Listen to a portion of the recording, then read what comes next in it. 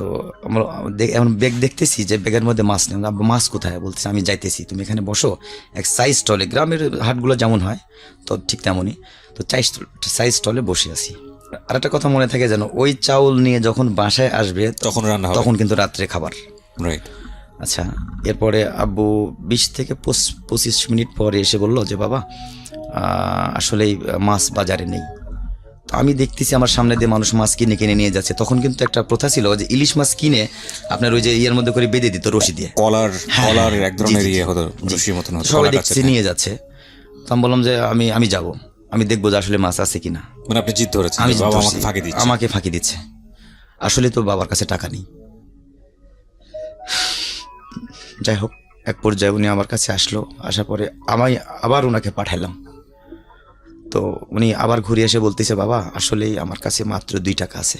আপনাকে সে বলেছে? আমাকে অলরেডি স্টিল সে বলেই ফেললো যে আমার পকেটে কিন্তু 2 টাকা আছে, তো তুমি এখান থেকে 25 পয়সা নাও, আর বাসায় গিয়ে কেরোসিনের তেল তখন কিন্তু ওই গ্রাম দেশে আপনার ওই যে কুপি বাতিগুলো জ্বলতো, কেরোসিনের তেল কিনে, আরে তেল কিনতে হবে, তো চলো তুমি 25 পয়সা নিয়ে বাদাম কিনে খাও। তখন কিন্তু কেজি ছিল না, তখন শের ছিল। শের, হ্যাঁ, রাইট। এটা আমার খুব ভালো মনে আছে। তো বলতেছে 1 পোয়া কেরোসিনের তেল কিনতে হবে। আর তখন ওই আপনার সোয়াবিন তেলগুলো পাওয়া যেত না, তখন কিন্তু সরিষার তেল দেশ গ্রামে যেটা খাইতো ওইটা কিনে নিতে হতো। তো ঠিক আছে, আমাকে 25 পয়সা দিল। তখন 100 টাকা বাদাম 25 পয়সা দাম। ওই বাদাম কিনে তখন আমি ইংলিশ প্যান্ট পরতাম, কালো প্যান্টগুলো, আর যে কোনো কালারের জামা পরতাম। তো এটা নিয়ে বাবা চাউলের টানিছে, আমি হাতের মধ্যে ব্যাগের মধ্যে, যেমন ওই যে ভিক্ষা করতে আসলে অনেক মানুষ ব্যাগ কাঁধের মধ্যে দিয়ে নিয়ে যায়, ওইভাবে একাধিভাবে ধরছি, একাধি বাদাম খাইতে খাইতে আমি বাসায় আসতেছি। তো আমাদের বাসাটা বাজার থেকে 2.5-3 কিলো দূরে ছিল, কাঁচা রাস্তা ছিল সেটা। হেঁটে হেঁটে যেতে হতো। হ্যাঁ, হেঁটে হেঁটে যেতে হয়, কিন্তু রাস্তায় হ্যারিং করা ছিল, ইট পাড়া ছিল, কিন্তু ইটগুলো ভালো না, অনেক ইয়াটিয়া ছিল আর কি, গোটা গোটা ইটগুলো ছিল। তো বাসায় আসছি, তখন মোটামুটি এশার আজান দিতেছে। তো আমার আব্বার আবার একটা অভ্যেস ছিল, যেখান থেকে আসুক ওই বাসার গ্রামের যেহেতু ঘর, আমাদের ছোট ঘর, জি। ওই ঘরের পিছনে এসে উনি একটা কাশি দিত। আচ্ছা তো তখন বুঝতেন ঠিক আব্বু আসছে। আচ্ছা। তো উনি এসে আমি পিছনে, আব্বু আমার সামনে, উনি এখন ওখানে কাশি দিছে। যখনই কাশি দিছে তখন আমার 3 বোন, ছোট বোনটা তখন 2-2.5 বছর বয়স হবে হয়তো।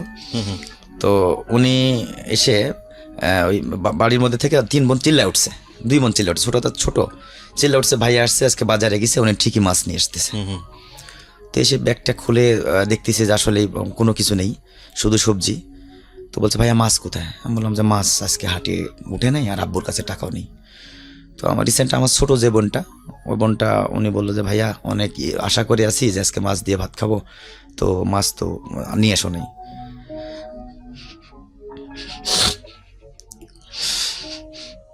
যাই হোক, পরে আমিও এক পর্যায়ে বাসায় এসে একটু পানি খেয়ে, তখন শীত চলে আসছে, আমিও রোদের সঙ্গে মা রান্না করতেছে, আমি ঘুমাই গেছি। রাত্রি 9:30 পৌনে 10টার দিকে মা খাওয়ার জন্য ডাকছে। তো 4 ভাই বোনকে খাওয়াবে, খাওয়ানোর পরে ঘুম লাগাবে। তো আমি ঘুমাই গেছি আগেই, তো আমি উঠবো না, আমি বলছি না মাছ নেই, আমি ভাত খাবো না। তো মা আমারে মানে যেভাবে শাসন করে আর কি, এক পর্যায়ে মারলো আমাকে, একটা পিঠের উপরে থাপা দিছে। তারপরে আমি উঠে চোখ বন্ধ করে খানা খেলাম, মা খাওয়াই দিল। মানে ছোটো বোনটা তখন ঘুমাই, ওকে আর ডাকে নাই, আমার 3 ভাই বোনকে খাওয়াই দিল। খাওয়ানোর পরে 2-1 বার খেয়ে, হয়তো 2-1 নলা খেয়ে ঘুমায় পড়ছি।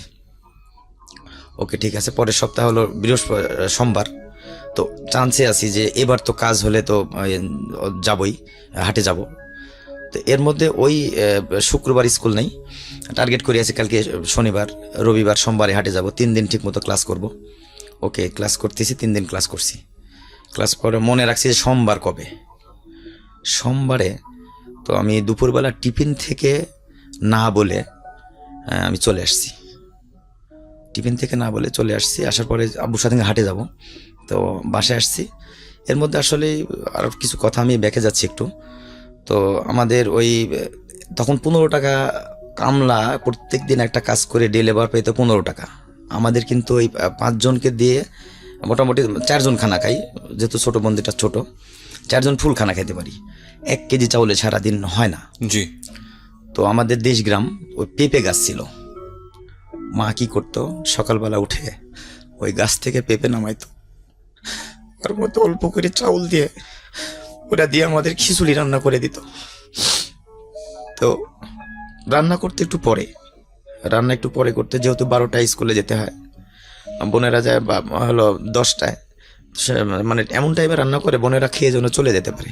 আর আমি আবার 12টায় যাই, তারা হলো আমি ক্লাস 4-এ পড়ি, তো হচ্ছে ওই খানা খেয়ে চলে যাই। এর মধ্যে আবার কোনো দিন রাত্রি এসে দুপুরে সন্ধ্যার সময় তো আবার দুপুরে খাইতে পাই না, অত টিফিনে আসিও না। টিফিনে আর মনে করেন যেহেতু খাবার নেই, রাত্রি এসে যাই হোক যেটা দিয়ে যাই করে ওইটা দিয়ে খাইতাম।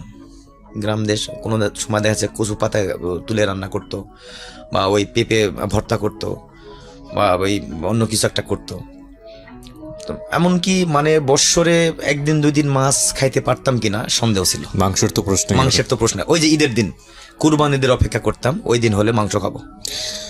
কয়দিন আগে আমি ঈদের আগে আপনাদেরকে এরকম একটা শুনছিলেন আপনি, ওখানে বলেছিলাম কিন্তু আমি যে এই ফ্রিজগুলো বড় বড় না করে, ফ্রিজে অবশ্যই রাখবেন, ফ্রিজে কেন রাখবেন না।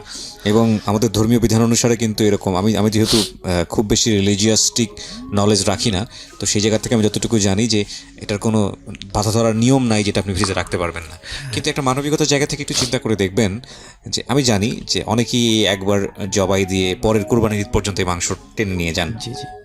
কিন্তু আমি বলেছিলাম যে আপনাদেরকে এরকম একটা গল্প আমি শোনাবো খুব শীঘ্রই, যেখানে হয়তো এরকম শুনবেন যে বাংলাদেশে এরকম অনেক মানুষ এখনও আছে। যদিও আমরা উন্নয়নশীল বাংলাদেশ, আমরা স্বল্প উন্নত বাংলাদেশ হিসেবে মাথা উঁচু করে দাঁড়াচ্ছি, এটা আমাদের অনেক গর্বের।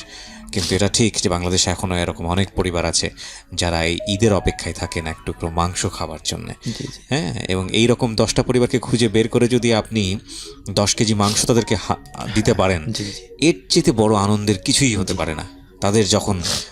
তারা যখন খাবে ওই সময়ের যে তৃপ্তি, ওটা যদি আপনার নিজের চোখে দেখার সুযোগ হয়, এর চেয়ে বড় গিফট আর কিছু হতে পারে না।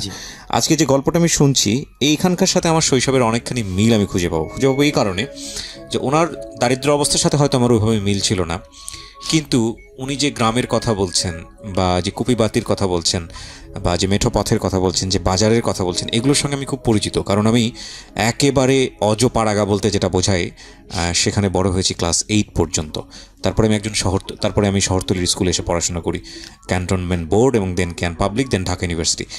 আমি খুব লাকি যে আমি শরৎচন্দ্রের শ্রীকান্ত যখন পড়েছি, আপনারা হয়তো অনেকেই পড়েছেন শরৎচন্দ্র চট্টোপাধ্যায়ের আত্মচরিতমূলক যে 4 খণ্ড শ্রীকান্ত, এবং শ্রীকান্ত যখন আমি পড়েছি তখন আমি চোখের সামনে দেখতে পেয়েছি যে এগুলো তো আমার সামনেই হয়েছে, বিকজ আমার জীবনের একটা অনেক বড় একটা অংশ জুড়ে রবীন্দ্রনাথের ছুটি গল্প আমি আমাকে অনুভব করেছি, বিকজ আমি জানি গ্রামের টেস্টটা কি। এই লোকটা যখন বলছে, বা কেউ যখন গ্রামের গল্পটা বলে, তখন আমি চোখের সামনে এটা দেখতে পাই, আর উনি যেটা বলছেন সেটা আমি বিশ্বাস করি। কারণ আমি শৈশবে দেখেছি অসংখ্য পরিবার এরকম যারা কোনো একবেলা মাছ খেতে পারতো বলে মনে হয় না। আমার মনে আছে, আমি অনেকখানি নস্টালজিক হয়ে যাচ্ছি, আমি দেখতাম মাঝে মাঝে আমার মা, একটা খুব ইন্টারেস্টিং ঘটনা মনে পড়ে গেল আজকে। সে হঠাৎ সপ্তাহে 1 দিন বা 2 দিন একদম থালা উঁচু করে ভাত, তার উপরে হলো আপনার বেশি বেশি করে তরকারি, কিছু মাছ যেগুলো রান্না হতো স্পেশালি সপ্তাহের 1 দিন, হাটবারের দিনে স্পেশাল রান্না হতো, সে কোনো এক বাসায় দিয়ে আসে। তো আমার খুব কিউরিওসিটি হলো, মা এটা তুমি কাকে দাও? তো মাসে 1-2 বার এই কাজটা করতো। তো আমি তারপরে গিয়ে দেখলাম যে যেই ছেলেটার সাথে আমি রেগুলার খেলি, তারই বাবা, সে অসুস্থ, সারাদিন বিছানায় পড়ে থাকে, তার বাড়িতে সে পৌঁছায় দেয়। এবং ওই ভদ্রমহিলা, ওনার ওয়াইফ আমাদের বাড়িতে কাজ করতো। তো এই যে আপনি যে গল্পগুলো বলছেন না, ওই সময় আসলে অনুভব করতে পারিনি। আপনি যখন বললেন না যে বাবাকে আমাকে ফাঁকি দিচ্ছে কিনা, আমার কাছে মনে হচ্ছে যে ওই শৈশবে যদি আমিও থাকতাম, আমিও ঠিক একইভাবেই উপলব্ধি করতাম যে আসলে কি ফাঁকি দিচ্ছে কিনা। আমরা আসলে বুঝি না যে আমাদের বাবারা কতটা কষ্ট করেন আমাদের জন্যে। বড় হলে বুঝি, আর তখন হয়তো বাবারা থাকেন না নিজের জীবনে, তখন আসলে আর কিছু করার থাকে না। প্রত্যেকেই বাবা হন, এবং বাবা হওয়াটা জরুরি আসলে বাবার কষ্ট বোঝার জন্য। জি, যেখানে আপনি ছিলেন বলুন। ওকে, তারপরে আমি 4-এর হাটে আমি চলে আসছি, টিফিনে চলে আসছি। জি, আমি আজকে বাবার সঙ্গে হাটে গিয়ে অবশ্যই আজকে মাছ কিনতে হবে। তো ওই দিনকে 4-এর হাটে 1 দিন কাজ হয় নাই, সেটা শনিবারে কাজ হয় নাই, শুক্রবারে হয়েছে, শনিবারে, রবিবার, সোমবারে বাবা কিন্তু কাজে গিয়েছে। তো আমি 1:30টার সময় টিফিনে এসে আম্মাকে বলতেছি, আম্মা আমি আজকে আর স্কুলে যাব না। হ্যাঁ। তো আম্মা বলছে কেন? তো বললাম যে না, আমি আজকে যাব না, আমি আব্বুর সঙ্গে হাটে যাব। বলছে না তুমি স্কুলে চলে যাবো, এই হাটে কাজ হয় নাই, তো 3 দিন কাজ হয়েছে, চাউল কিনতে হবে, চাউল না কিনলে খাবা কি? তো বললাম যে না মা, আমি আজকে প্রয়োজনে এমনি হাটে যাব, সমস্যা নেই। আমি যাবই, তারপর আমি যাব। ওকে ঠিক আছে, মা যাইতে দিবে না। তো আব্বু কাজের থেকে 3টার সময় আসতো, দেখলাম যে উনি কাজের থেকে এসে দেশগ্রামে পুষ্করণীতে গোসল করে। জি। উনি যখন পুষ্করণীতে গোসল করতে নামছে, তখন আমি কি করছি, আমাদের ছোট্ট সাবরা ঘর ছিল, ঘরে ওই জানালার ধারে আমার শার্টটা আগে লুকায় রাখছি। আচ্ছা। আর আমি বাড়ির ভিতর দিয়ে বাহির দিয়ে এসে শার্টটা নিয়ে, ওই শুটিভুটির গাছ ছিল রাস্তার ধারে, যেটা দিয়ে হাটে যাওয়া হতো আর কি। তখন জঙ্গল, চিকনা রাস্তাটা জঙ্গল জঙ্গল ভাবছিল, জঙ্গলই ছিল। আমি ওই জঙ্গলের মধ্যে বসে আছি চুপ করে, শার্টটা আমি মোড়ায় ধরে নিয়ে বসে আছি। জি। যে আমি আব্বুর সঙ্গে হাটে যাবো এবং মাছ কিনাবো যেমনি হোক, আমার মানে খুব ইচ্ছে যে মাছ দিয়ে ভাত খাবো। পরে আমি, অনেক লোক যাইতেছে তো দেশগ্রাম লাইন ধরে বিশেষ করে যায়, তো দেখতেছি যে আব্বু আসতেছে 3 জনের পরে, অর্থাৎ পরে একজন আছে 4 জন, আব্বু হলো 3 নম্বরে, লাইন ধরে যাইতেছে। আমি ওনাকে দেখে যখন পাহাড়ে চলে গেছে, মোটামুটি অনেকটুকু দূরে চলে গেছে, 20-25 কদম দূরে চলে গেছে, তখন আমি ওখান থেকে বের হয়ে, টেনে হিসড়ে বের হয়ে গায়ে জামাটা পরছি। পরে মনে থাকে যেন আমি খালি পায়ে চলে গেছি। তারপরে আমি পিছন দিয়ে হাঁটা দিছি। তো বাবারা যাইতেছে আর জিজ্ঞেস করতেছে যে বাজারে গেলে চাউল পাওয়া যাবে কিনা। ওই টাইমে টাকা যদিও থাকতো, চাউল টাউল কম পাওয়া যেত। তো বলতেছি হ্যাঁ পাওয়া যাবে। এর মধ্যে বাবা বামের দিকে ঘুরে চায় দেখে আমি যাইতেছি। ওকে। তখন আমাকে এটা কিরে তুই, তা বললাম বাবু আমি তো আগেই চলে আসছি, এসে আমি ওই যে জঙ্গলের মধ্যে লুকাইছিলাম। কয় তোর আম্মা কি জানে? তা বললাম যে না, আম্মা তো খেয়াল করেনি। কয় ঠিক আছে আস। কয় আবার খোঁজাখুঁজি করবে নাকি? তো আরেকজন আবার উনি বাজার করে নিয়ে যাচ্ছিল, উনি আবার ওনাকে বলে দিল যে বলে দিও যে মামুন আমার সঙ্গে আসছে। তো উনি এসে বাসায় বলে দিয়েছে, আর টেনশন করে নেই। যাই হোক, আমি তখন বাবার সঙ্গে বাজারে গেলাম। তো ওই যথারীতি ওই জায়গাতে আমাকে বসায় রাখলো। আচ্ছা। ওই সে আগের সাইজ স্টলে। তো কাজে যে টাকা দিবে, টাকাগুলো সে উঠাই নিয়ে এসে বলতেছে যে বাবা তুমি ব্যাগ দাও এখন আমাকে। তো 2টা ব্যাগ, একটার মধ্যে কাঁচা বাজার করতো, একটার মধ্যে চাউল নিত। তো ওই চাউলের যে ব্যাগটা, ওইটা উনি আগে আমার কাছ থেকে নিয়ে গেল, বলছে আগে চাউল কিনে নিয়ে আসি।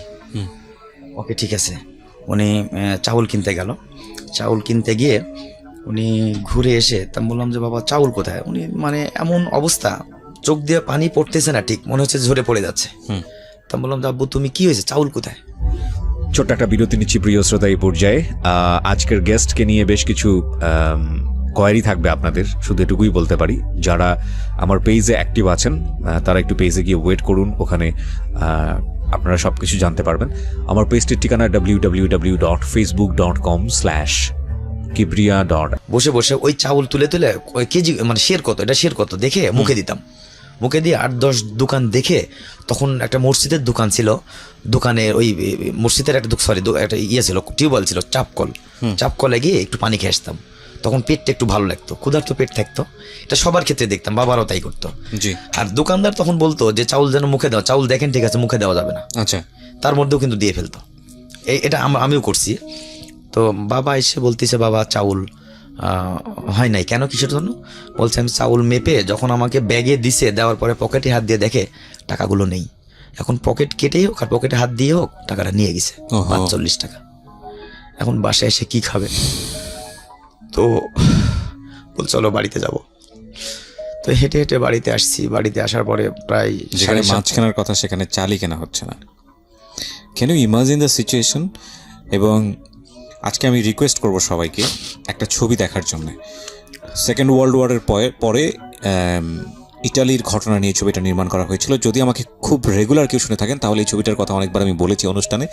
এই ছবিটা আপনারা দেখবেন। ওর বাবা আর এই আমার যিনি আজকে গেস্ট, তার যে গল্পটা শোনার পরে আমার মনে হচ্ছে ছবিটা আপনাদের সবাইকে বলা উচিত দেখার জন্য। ছবিটা সাদা কালো একটা ছবি, কিন্তু অসম্ভব সুন্দর একটা মেসেজ আছে ছবিটাতে। আপনারা এটা ইউটিউবেও পাবেন, বাইসাইকেল টিপস। অবশ্যই আপনারা ছবিটা দেখবেন, আমি আজকে বলে দিলাম। ধৈর্য নিয়ে দেখতে হবে। ছবির ঘটনাটা অসাধারণ একটা ঘটনা, যেখানে বাবা কিভাবে একটা সন্তানকে মানে সুখী করার জন্য কি করতে পারে। আর একটা ছবি আছে, সেটাও আপনারা দেখতে পারেন। সেটা অনেক পরে এসে বাবা এবং সন্তানের কাহিনী নির্মাণ করা হয়েছিল। ছবিটা হচ্ছে পারস্যুট অফ হ্যাপিনেস। এটাও দেখতে পারেন। আর একটা ছবি আছে, এই ছবিটাও আপনারা দেখতে পারেন। সেটা হচ্ছে লাইফ ইজ বিউটিফুল। 3টা ছবির কথা বললাম। এই 3টা ছবি দেখা উচিত। বাবা আসলে প্রত্যেকটা ছেলে মেয়ের জীবনে কি বা বাবারা কি করতে পারেন, এই 3টা ছবি দেখা উচিত। লাইফ ইজ বিউটিফুল, সেটাও সেকেন্ড ওয়ার্ল্ড ওয়ারের পরবর্তী, বিশেষ করে গ্যাস চেম্বারে ঢোকানো হচ্ছে ওই সময়কার ঘটনা নিয়ে। পরবর্তী সেকেন্ড ওয়ার্ল্ড ওয়ারের পরের ঘটনা নিয়ে হলো আপনার বাইসাইকেল থিপস। আর পার্সুট অফ হ্যাপিনেস একেবারে সমসাময়িক ঘটনা নিয়ে, এটা সম্ভবত হলিউডের একটা মুভি। আপনারা অবশ্যই দেখবেন এই 3টা ছবি। আমি রিকোয়েস্ট করলাম আজকে বাবাকে বোঝার জন্য যে বাবা কি। ওকে জি বলুন, 45 টাকার ঘটনা। হ্যাঁ, এরপরে উনি ওই চাউল যখন মেপে ব্যাগের মধ্যে নিছে, নেওয়ার পরে টাকা দিবে, পকেটে হাত দিয়ে দেখে টাকা নেই। তখন তো ওই ক্ষেত্রে কী করতে হবে, উনি চিনেও না বা মাকেও দিবে না, ওরকম সময়ও না। তখন উনি চাউলটা ব্যাগের থেকে ঢেলে রেখে আমার কাছে এসে বলতেছে, মানে ওই যে মানে কান্নাক্ত ভাব, চোখ দিয়ে পানি মানে টপ টপ করে, মনে হচ্ছে যে ঝরে পড়ে যাচ্ছে। তখন বললাম, আব্বু কী হয়েছে? তো বলতেছে, বাবা এই ঘটনা, আমি চাউল তো মেপে নিয়েছি, পকেটে টাকা পাচ্ছি না। তো কী হলো টাকা? বলছে এখন কোথাও পড়ে গেল নাকি বের করে নিল, বিষয়টা বুঝতেছি না। ওকে ঠিক আছে। তখন আবার ওই বাবার সঙ্গে হাঁটতে হাঁটতে আবার বাসায় চলে আসলাম। যখন বাসাতে আসছি তখন মোটামুটি এশার আজান দিতেছে, 8টা হবে। তারপরে বাসার মধ্যে ঢোকার সঙ্গে সঙ্গে ওইদিকে আগে কিন্তু আব্বু খবর দিয়ে দিছে একজনকে দিয়ে, যে মামুন কিন্তু আমার সঙ্গে হাঁটে আসছে, ওর মা যেন টেনশন না করে, ওর আমাকে বলে আসেনি। ওকে ঠিক আছে। তারপরে আসছি, আসার পরে বোনেরা সবাই 2 বোন হেউলোর করে বেরিয়েছে, ছোটোটা তো ছোটোই বেরিয়েছে, বলছে আজকে ঠিকই মাছ নিয়ে আসছে, যেহেতু ভাই হাটে গেছে। ওই যে গত আগের হাটে বলছি, বৃহস্পতিবারে বলছি। পরে মাছ তো দূরে থাক, চাউলই নিয়ে আসেনি। আর ওই দিনকে দুপুরবেলা বাবা কাজের থেকে এসে না খেয়ে গোসল করে ওইভাবেই ঠিক আবার হাটে মুভ করছে। আমিও সকালবেলা একটু খেয়ে গেছিলাম, ওই এটাই। আর একটা কথা বলে থাকি, সেটা হচ্ছে আমার মা অনেক মানে হিসাবে ছিল, এত হিসাব করে চলতো যে 1 ঘন্টা পরে যদি খাবারটা খাই, নেক্সট হয়তো আর 1 ঘন্টা পরে খাবারটা খাইলে আর একটু পরে খাবারটা দিতে হবে। বুঝতে পারছি, এত আসলে আমার খুব কষ্ট লাগে কথাগুলো আমার বলতে। আমি মানে কি বলবো, আমি নিয়মিত আপনাদের শ্রোতা, আমি অনেক কষ্টের কাহিনী শুনছি। যখন কারো কষ্টের কথা শুনি আমার বুকটা ফেটে যায়। আমার যত কাজই থাক, বিশেষ করে আমাদের তো ডিফেন্সে রাত্রের বেলা 10টার পরে সব অফ হয়ে যায়, তো আমি মানে কন্টিনিউ আপনাদের অনুষ্ঠানটা আমি শুনি। যাই হোক, আসার পরে আব্বু মাকে বলতেছে, মামুনের আম্মু, দেশগ্রামে তো যে ছেলে বড় তার নাম ধরে কিন্তু ডাকা হয়, তো মামুনের আম্মু এই বিষয়ে আমি তো টাকা হারাই ফেলছি। এই বলেই আব্বু কেমন ধরে কেঁদে দিছে। এখন রাত্রে কি খাবার দিব ছেলে সন্তানদের, 3টা বাচ্চা, তো 1 মুঠো চাউলও কিন্তু ঘরে নেই। পরে মা বললো যে ঠিক আছে, তোমরা একটা কাজ করো, আমাকে বললো তুমি চুলাটা জ্বালায় দাও। তো আমাদের দেশ গ্রামে আবার ওই যে গেন্ডারি আছে না, আখের সে যে পাতাগুলো থাকে, ওটা দিয়ে কিন্তু আমরা জাল করি। উত্তরবঙ্গে এগুলো অনেকই আছে, নাটোরে পাওয়া যায়। তো ওটা দিয়ে পানি উঠাই দিয়ে মানে মা চলে গেল, দেখলাম যে একটা বাটি ইয়ার নিচে নিয়ে, ওই আঁচলের নিচে নিয়ে উনি চাউল কোথাও যেন নিয়ে আসতে গেল। বাটি বলতে দেখবেন যে বেতের একটা ইয়া থাকে, মোড়ার মতো চাউল মাপা হয়, ওইটা নিয়ে উনি বাইরে চলে গেল। তখন আমি বললাম, আমি আবার একটু বড় ছিলাম, তো আমি আমার রিসেন্ট ছোটো যে বোনটা, ওকে বললাম যে একটা কাজ করি কি, বলছে মা যেহেতু চাউল নিয়ে আসতে গেছে, তাইলে আমরা পানি চড়াই দিই, চাউল নিয়ে এসে দিলে চালু করে হলে আমরা চালু করে ভাতটা খাইতে পারবো। তে আমার ছোট যে বোনটা, তার ছোট যেটা, আপনি তখন ক্লাস 4-এ পড়েন? আমি তখন হ্যাঁ ক্লাস 4-এ পড়ি। জি। তো ওই বোনটা উনি আবার বলতেছে, ভাইয়া তাহলে চলো চাউল জাল করি। এদিকে কিন্তু শীত, ডিসেম্বর মাস, শীত নভেম্বর ডিসেম্বর হবে। তো ওই চাউল শুধু পানি উঠাই দিয়ে জাল করতেছে, আর আমরা ওই যে আগুন পোয়াইতেছি। গ্রাম দেশে যেমন ওই চুলার ধারে বসে থাকে, প্রচুর শীত হয়। হ্যাঁ প্রচুর শীত। তো আগুন পোয়াইতেছি, এর মধ্যে মা এক বাসার মধ্যে গেছে, যাওয়ার পরে ওনারা খাইতে বসছে। তো বুঝতে পারছে আসলে যে একটা কিছুর জন্য আসছে। তো উনি আগেই বলছে, আমি আসলে নামটা প্রকাশ করতে চাচ্ছি না, তো ওদের একটু আর্থিক অবস্থা ভালো ছিল, জায়গা জমি ছিল, আমাদের আসলে জায়গা জমি ছিল না। তো মাকে যাওয়া দেখে বলছে, কি জন্য আসছো? তো বলছে না এমনি আসছি। আমাদের আজকে চাউল কম ছিল, অল্প করে ভাত পাকাইছে, আমাদের ভাতই মনে হয় কম হবে নাকি। আর ওর বড় যে ছেলে ছিল, আমি নামটা বলতেছি না, বলছে এই তুই খেয়ে নে, তোর বড়টা এসে আবার সবগুলো খেয়ে ফেলবে, মানে যেন না চাইতে পারে কিছু আর কি। ওকে। প্রথমে বলছে চাউল কম ছিল, ভাত কম করে পাকাইছি, মানে জানে চাউলও না চাইতে পারে, ভাতও না চাইতে পারে। কথাগুলো আসলে আমার খুব মানে মনে হয় যে 2 দিন আগের কথা আমার এটা মনে হয়। যাই হোক, মা ওখান থেকে রিটার্ন আসছে, রিটার্ন এসে বাসায় এসে বলতেছে কি করতেছো? তো আমরা বললাম যে মা তুমি চাউল নিয়ে আসতে গেছো, আমি বুঝতে পারছি, আমরা পানি জাল করতেছি, যেন তুমি নিয়ে এসে চাউলটা দিলে চালু করে ভাত হয়ে যায়। তো মা মুখের দিকে চায় বলছে আচ্ছা ঠিক আছে, আমি চাউল তো পাইনি, যাইতেছি আরেক জায়গায় যাই। উনি আরেক বাসায় গেছে।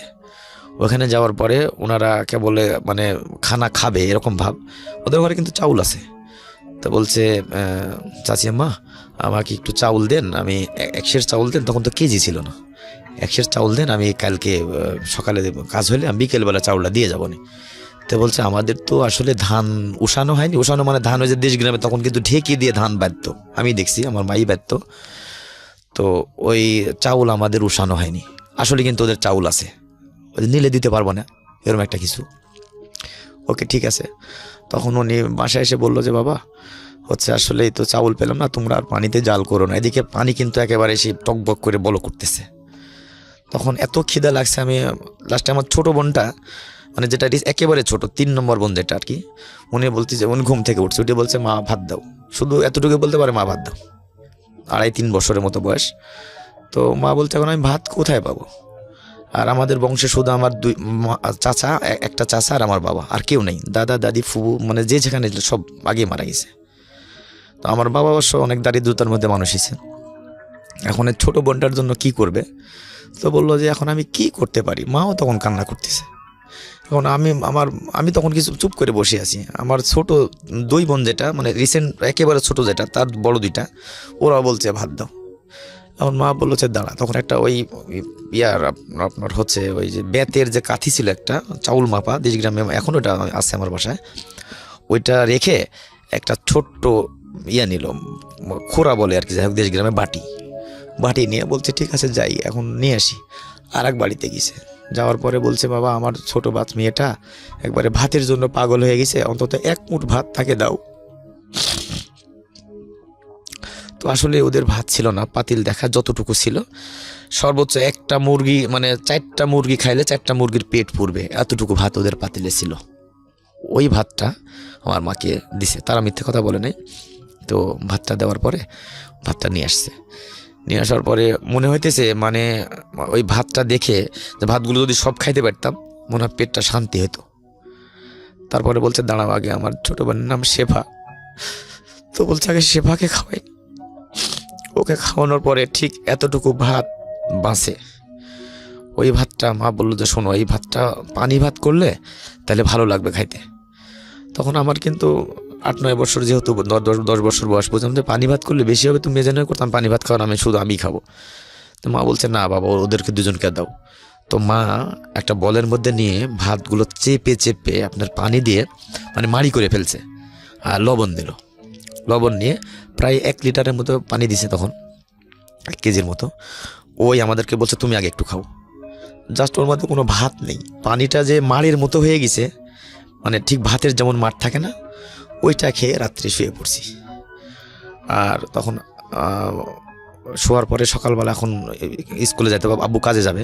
আর কাজের একটা সিস্টেম ছিল, গ্রাম দেশে একটা উঠান বাড়ি আছে যেখানে ধান টান রাখা হয়, ওই দেশ গ্রামে। ওই এক বৃত্তমান ছিল, তারা জায়গা জমি ছিল, ওদের উঠানের পরে বসে ওই মানে যারা কাজে যাবে তাদেরকে ওখান থেকে নিয়ে যেত, মানে কার কাজ হইতেছে ওখান থেকে নিয়ে যেত, গ্রামেরই তো কাজ। তো সকালবেলা উঠে আব্বু ঠিক ওখানে চলে গেছে। আমি ঘুম থেকে উঠে দেখতেছি আব্বু নেই। আমি বললাম যে তাহলে ওখানে গেছে, আমি হাত মুখ ধুয়ে এসে পড়তে বসবো। আব্বু এসে বললো যে কাজ হয়েছে, কাজে যাব। আর ওই পড়তে বসে আর কিন্তু সজাগ থাকি যে আব্বু এসে যেন বলে যে কাজটা যেন হয়। যেদিন এসে বলে যে আজকে কাজ হয়নি, ওদিন মনটা খুব খারাপ হয়ে যায়। যেদিন শুনছে কাজ হয় ওদিন অনেক ভালো লাগে, যে টাকা তো পাবেই, অন্তত ভাত খেতে পারবো। যাই হোক ওই দিনকে এসে বললো যে কাজ হয়েছে। একটা জিনিস চিন্তা করে দেখেন যে ক্লাস 4-এ পড়া একটা বাচ্চা, তার বেসিক জিনিস নিয়ে টেনশন, খাইতে পারবো কি না। এবং ওই সময় এই বাচ্চার, আমরা সাধারণত যারা একটু মধ্যবিত্ত পরিবারে আছি তাদের, আমি জানি অনেক ছেলেমেয়ে আজকে শুনছো আমার এই জীবন গল্পটা, অনেক বাচ্চা যারা ক্লাস 4-এ পড়ে তারা হয়তো বা শুনছো, অনেকেরই হয়তো এটা অচিন্তনীয় একটা গল্প হবে যে কি বলে এই লোক কি বলতেছে এসব। আমরা যেখানে খেলাধুলার জিনিসপত্র নিয়ে চিন্তা করি, বাবা এইটা কিনে দিল কিনা, ওটা কিনে দিল কিনা, এটা নিয়ে চিন্তা করি, মন খারাপ করি, সেখানে একটা ছেলে তোমার বয়স, সে চিন্তা করছে যে বাবার কাজ হয়েছে কিনা, কারণ বাবা যদি কাজ হয়ে থাকে বাবার টাকা পাবে, আর টাকা পেলে আমরা একটু পেট ভরে খেতে পারবো। এটা ইথিওপিয়া উগান্ডার গল্প না, এটা বাংলাদেশের গল্প। এবং আমি এটা মনে প্রাণে বিশ্বাস করি বাংলাদেশে এখনও এরকম অনেক পরিবারই আছে, হয়তো আমরা তার খোঁজটা নেই না। এটা আমাদের নিজেদের জায়গা থেকেই অনেক বড় একটা সীমাবদ্ধতা। আমরা মনে করি আমরা আমাদের যেই কমিউনিকেটিং মিডিয়া, আমাদের ফেসবুক, আমাদের পত্রপত্রিকা বা আমাদের চারপাশে আমরা যা দেখি, আমরা সেটাকেই পৃথিবী মনে করি। কিন্তু এর বাইরের জগৎটা যেটা আমাদের সামনে আসে না বা আনার সামর্থ্য তাদের নেই, সেই জগৎটা যে আমার জানার বাইরেও আরও কত বিচিত্র হতে পারে সেটা কিন্তু আমরা মনে করি না। কি করার আছে? আপনি হয়তো এইরকম পরিবার সারা জীবনে খুঁজেই পাবেন না। আপনাকে শুধু এতটুকুই বলতে পারি, আমি নিজেও সেটা প্র্যাকটিস করার চেষ্টা করি, অনেক সময় পেরে উঠি না। সেটা হলো, আপনার জন্য আল্লাহ যতটুকু রিজিক রেখেছে এতটুকু আপনি খান, কিন্তু আপনি খাবার নষ্ট করেন না। কারণ আপনি যখন খাবারটা নষ্ট করছেন তখন আপনি এই ধরনের গল্পের কথা মনে করবেন যে কয়েকটা ভাত চটকে 1 লিটার পানি দিয়ে 4-5টা ছেলে মেয়ে মিলে ভাগ করে খাচ্ছে। এরকম অনেক পরিবার বাংলাদেশে এখনও আছে, হ্যাঁ, হয়তো আমরা তার খবর জানি না। তো please do not waste your food, number 1। And number 2 হলো অতিরিক্ত ব্যয় না করা। ঠিক আছে, আমি মানে হলফ করে বলতে পারি, ঢাকা শহরে এরকম অসংখ্য রেস্টুরেন্ট আছে। ঢাকা শহরে, আমি রিপিট করছি, ঢাকা শহরে এরকম অসংখ্য রেস্টুরেন্ট আছে যেখানে ঢুকলে, 2জন মানুষ নিয়ে ঢুকলে 3 থেকে 4 হাজার টাকা একটা মিলের জন্য খরচ হয়। একটা মিলের জন্য খরচ হয়। আপনি একটা ফ্রেন্ড নিয়ে ঢুকেছেন, 3 থেকে 4 হাজার টাকা আপনার পকেট থেকে খরচ হয়ে যাবে। এরকম অসংখ্য রেস্টুরেন্ট আছে ঢাকা শহরে, অসংখ্য, বিলিভ মি। এবং 5 স্টার হোটেলগুলোর কথা তো বাদই দিলাম। এবং সেখানে বুকিং দিয়েও অনেক সময় জায়গা পাওয়া যায় না। এরা আমাদের সোসাইটিরই মানুষ। উইথ ডিউ রেসপেক্ট, আপনি সেখানে যেতে পারেন, আমার কোনো আপত্তি নাই। আপনি মাসে 5 দিন যান, যে কয়দিন যান।